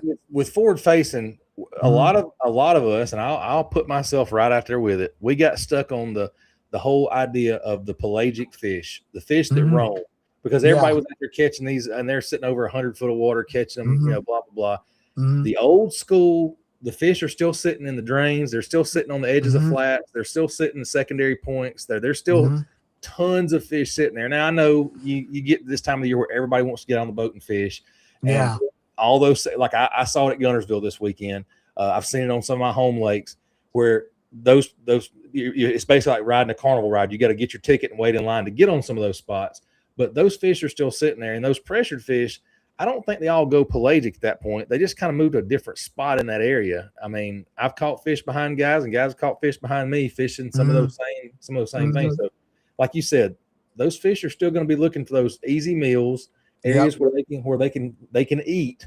And it may not be where that boat's sitting right there. It may be 100 yards off to the left or right or whatever. So keep that in mind. if you find a good 100%. main lake point that's got 17 boats lined up for it, go find the next point in. There's probably fish sitting there. They're moving. Probably. I'm telling you, that's Yeah. about how Guntersville. It was not busy on Guntersville at all this weekend. Like it was, there was a few boats, but there was. I was looking at my map, going, okay, I don't know this lake that well. Let me look at this. Oh, there's a good looking point. And I'd pull up, and there's 5 boats sitting there. I'm like, well, obviously it was a great looking point. I'd move to the next one. Go down to the next one.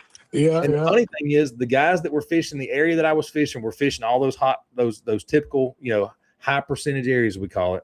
Yeah. And I just went right behind them. They were fishing out off the little points of the edges, maybe where the fish moving out to. And I was catching them shallow. There was boats sitting right where I'm at, like 100 yards away from me, fishing obvious stuff, and I'm fishing next to docks and catching fish. So I mean, what I'm saying is, you just got to find a spot where they might be going or they might be coming from. And there are residential fish too. Absolutely. Yeah. In fact, the first fish of the day on Friday was a 4.5 pounder, 4.5 pound fish. I went back Sunday. Now I took that first fish. I took him around a little bit. I went back Sunday and caught another one just as big or bigger, and caught another like 2 or 3 pounder with it. I'm like, so like you said, there's a reason why they're there. They're going back for some reason, right? So, right. For sure. And then Farmer said, I guess going back to the jig you held up a minute ago, it reminds me of a certain color jig. I don't know the jig color is though. Green pumpkin on top with a little bit of orange on the bottom. LOL. And it's one of Farmer's jigs. I can't. Farmer, remind me what the color name was, but it might even be the Farmer special. I don't know exactly. Oh, okay, it's a jig. Oh, okay. Yeah, it's one of the True Grit jigs that Farmer. Oh, True Grit. Okay, okay. Came up with. I got you. Trisha says stitching a jig for sure. And then Alex says we usually see a double digit or close to it February, March get caught out of there. Yeah. I think it was not this year, but last year it was a 12 pounder. Yep. Sure around was. January, February, caught in Stamp. Well, I mean, you had several big ones get caught during the Noe tournament by the same gentleman. Yeah. And then that guy turned around and caught a 12 pounder not long after that, I believe it was. Yeah. Or they were. It was Stephen Bardet caught the big fish. That's right. During the tournament. And then it was a little bit after this 12 pounder was caught. Now, I didn't get to participate. I know it's a different lake, but I heard that the winner of the Fishers of Hope tournament this weekend on Lanier was all largemouth, over 20-something pounds, all largemouth on Lanier. Wow. I believe it. But that Dana from FCP Fishing? Yeah, Dana Smith, He's been in on the largemouth lately. Good ones, too. I watch his videos. Oh, yeah. You can't go wrong watching his stuff. That's for sure. And then Coleman said they had a 6'9" caught in the tournament on West Point. So, there you go. And they caught that in the shad spawn. And guys, I know I'm behind the comments like 10 or 12 minutes so far. And then Coleman that shad spawn one was awesome. Yeah, Coleman said the grass you were talking about earlier was probably Kissimmee grass, the wiry type grass. Yeah, that's probably what it was. All right, so Eric asked a good question. What is your second favorite technique? We know what your favorite is, being the jig. What's your second favorite technique? Second technique is the spinnerbait, but different styles of spinnerbait for different times of the year, different conditions. Let's put it that way. Okay. I will, on a windy day, I don't care what temperature it is outside, I'm throwing a mini-me. I can move it, burn it, and I get bit with the mini-me. Sometimes I'll throw a trailer hook on it, sometimes I won't. And then if I want to slow down, I'll use a heavier, like maybe a half ounce or something like that. It's a Picasso spinnerbaits, the titanium Pro. I just like the material that it's made out of. When the fish bites down on it, the wire collapses, but it springs right back. Yep. And I feel like the hookup ratio is better. And then nighttime right there, 3/4 ounce, either the Rumbler blade or the Colorado blade. Sometimes they get picky. They'll want the Rumbler blade or they'll want the Colorado blade, but that's a slow roll 3/4 ounce. Okay. Now, I'm not a huge spinnerbait guy, but I've had my most success with a 3/4 ounce white with silver willow leaf blades on it. Mm-hmm. Georgia blade. Shout out to Georgia blade. Y'all have got there you go. I am a junkie for the 3. I don't know why the 3/4. I know it. Listen, I'm not throwing it in 2 foot of water either. I'm throwing it in Wedowee down those drains and stuff. And I just absolutely love that 3/4. I feel like with a lighter spinnerbait, and I'm not, again, the caveat here is I'm not a spinnerbait guy. I'm trying. I'm working on it. But I want that thing to be, it's like no matter what I do, I want to spin it too fast. Like I'm trying to pull it. So that 3/4 ounce keeps me honest. It keeps me honest. So I get it. But yeah, that's awesome. So spinnerbait's a great technique. I do enjoy it now that I figured out a little bit more about it. And then we're talking about map study again, and Critter says the Lowrance app is awesome for that. Yes, the Lowrance app. You can also do their web version. You can get online with their web version and look at the mapping. It helps. I have both on my phone. I have Lake Master and Avionics, and I use both. It is awesome on the app. Listen, go look at the maps, study those maps, the ditches, the drains, all that stuff shows up on the maps. You can I'm telling you can eliminate a lot of water that way. And then we got the eye rolls from cranking yanking. I'm not sure what it was about. Cranking and yanking, what's up? It was 10 minutes ago. We probably were talking about forward facing sonar. But we love him. We're glad to have him. Thank you for showing up. I was getting worried there for a minute, but I knew, just like when we said jigs, we called up Farmer. We said forward facing sonar. Cranking and yanking shows up. But we like it. We like it. And then Tom says the weather condition, which week of the year or the month determined on the lake map you are looking at. Where on the lake map you're looking at? 100%. Yeah. 100%. And then Crankin said, doing what it does. Somebody said, all right, yep. Eric says, dang, Crankin, we hadn't seen it. We hadn't said scope the entire show. It gets mentioned and got the eye roll. Yep, there you go. Worm fishing in May is what Tom says for sure. That's a good one. And then Crankin says, just doing what I do, buddy. There you go. We like it. There you go. And then Farmer says they'll be on the first break lead into deep water, and I would agree with you there. That's definitely a good spot to look for sure. 100%. And listen, don't discount your blow throughs, your saddles, shallow water areas that are near deep water, because that has been a player at Wedowee that I noticed 2 weeks ago. Still bass, still cruising those shallow areas, pushing bait up on those shallow areas, and then retreating back to deep water. They were all over the place. 2 weeks ago on Wedowee, I had him hooked. It was easily a 3.5 pound spot, sitting on a saddle, just dead shallow, sitting there. I brought the top water walking bait across it. He hit it, had him almost in the boat, and he come off. But they were sitting there eating, and then they were gone. Like they disappeared until the end of the day when I went back, and there was the 5.5 pounder was sitting there. So, and then Farmer says that's why your flats do so well this time of the year. The first break going into deep water, and that's normally where your brush piles and stump rows sit. Agreed 100%. You're looking for that.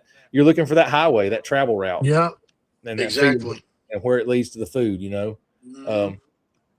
Yep. And Alex said that Bardet caught that for sure. Yep. It was the farmers, and the fall crawl from True Grit. Talking about those jigs. Yep. Okay. Farmers. Are they still being made? Danny makes those. Yeah, I know he does. I didn't know if he was still making them. I think if you reach out to him, he'll still make jigs, as far as I know. Okay. I don't know his time frame. I don't know his capacity. He's doing a lot of things. I don't know for sure what all he's doing, but Danny's definitely got to reach out to. And then Alex said he had 3 largies last September go for almost 18 pounds on Lanier. I believe it. There's still a good population there. Don't let anybody fool you. Everybody likes catching those spots because they're fun to catch, but there's still a good largemouth population. In fact, the first time I ever went to Lanier was on a striper trip, and the only fish that I caught that day was a doggone 5.5 pound largemouth. And I think we were sitting over 70 foot of water at one of those the mouths of one of those marinas, calling up stripers, and I catch a dang 5.5 pounder on. That was live bait, but it was still fun. Yeah. I was happy. I was like, hey, I'm out here on a striper and I'm catching bass. I'm good. And then Farmer said it was 21.38 all largemouth on Saturday at the Fishers of Hope. That's what we talked about a minute ago. 21.38 all largemouth. That's awesome. That's awesome. I love it. And then the big fish for that tournament was a 6 pound That's really good. I like seeing that. I think we all get, and there's been weeks that Kevin Underwood, he'll show his shows or whatever, his trips. He's like, largemouth bites on fire right now, and it's big largemouth. So definitely for sure. And then Eric did say he caught most of his fish on Saturday with the spinnerbait. And he loves spinnerbait. But he and I talked about that earlier. He was fishing history that he had done well with the spinnerbait this time of the year in this particular area, and he said it was on fire again. So sometimes that history does pay off. Yep. All right. Do you use a trailer on your spinnerbait? Sometimes. Pre-spawn, I'll super glue a Kitech on there. Maybe a 3-inch, 3.3, something like that. But that's the only time I use a trailer. Now, I've been playing around the Nova. I've been using the Nova, Cast Nova. Yeah. I used it Lanier color on my white Georgia blade spinnerbait, and they like to bite that now. I don't know what it is, but that Nova, it's a good trailer. I just, for some reason, it called my name and I put it on there and it got bit. So I'm not mad about it. It's been a good one. I don't know if it's just because of the minimal action behind it or if it's just got that little tail wiggle. I don't know. Yeah, that quiver. Yeah, they were biting it. And then Purr said he likes nighttime spinnerbait fishing for sure. And then NC Bass Puller said he hasn't tried nighttime spinnerbaiting. Might have to give it a whirl. And man, you got to give it a whirl. we hear guys like you talk about it on Allatoona, Kevin Thornton. We got a bunch of different guys that fish at nighttime, for sure. Bill Payne. Hold on. That's all I got to say is hold on. I don't do a lot of nighttime fishing anymore, but I think I might go back out this year for sure. It's from my experience and doing it, I've had some of the most violent strikes at night on a big spinnerbait. I mean, hold on. You're holding your loose. You're just casually slow rolling and you barely got your hand on your reel and bam! All of a sudden you get hit by a freight train. Oh, yeah. Oh, man. It's awesome. It's awesome. And Coleman, we enjoyed having you tonight, buddy. I appreciate it. Thank you so much for the kind words. All right, Cranky, he's got a question. So in muddy, shallow water, what spinnerbait are you throwing? Muddy, shallow water, it depends on the time of the year. I like to throw a single Colorado blade, to be honest with you. And bright colors, chartreuse white with a gold blade. Absolutely. That's what I'm throwing in shallow muddy water. Because I don't want it to move so fast like a double willow would. Yeah. I want it to come. I want it to make some vibration. Depending, even it doesn't have to be the fully chocolate milk or the lightest stain. I'll use it in that color spectrum. I'll use the same thing.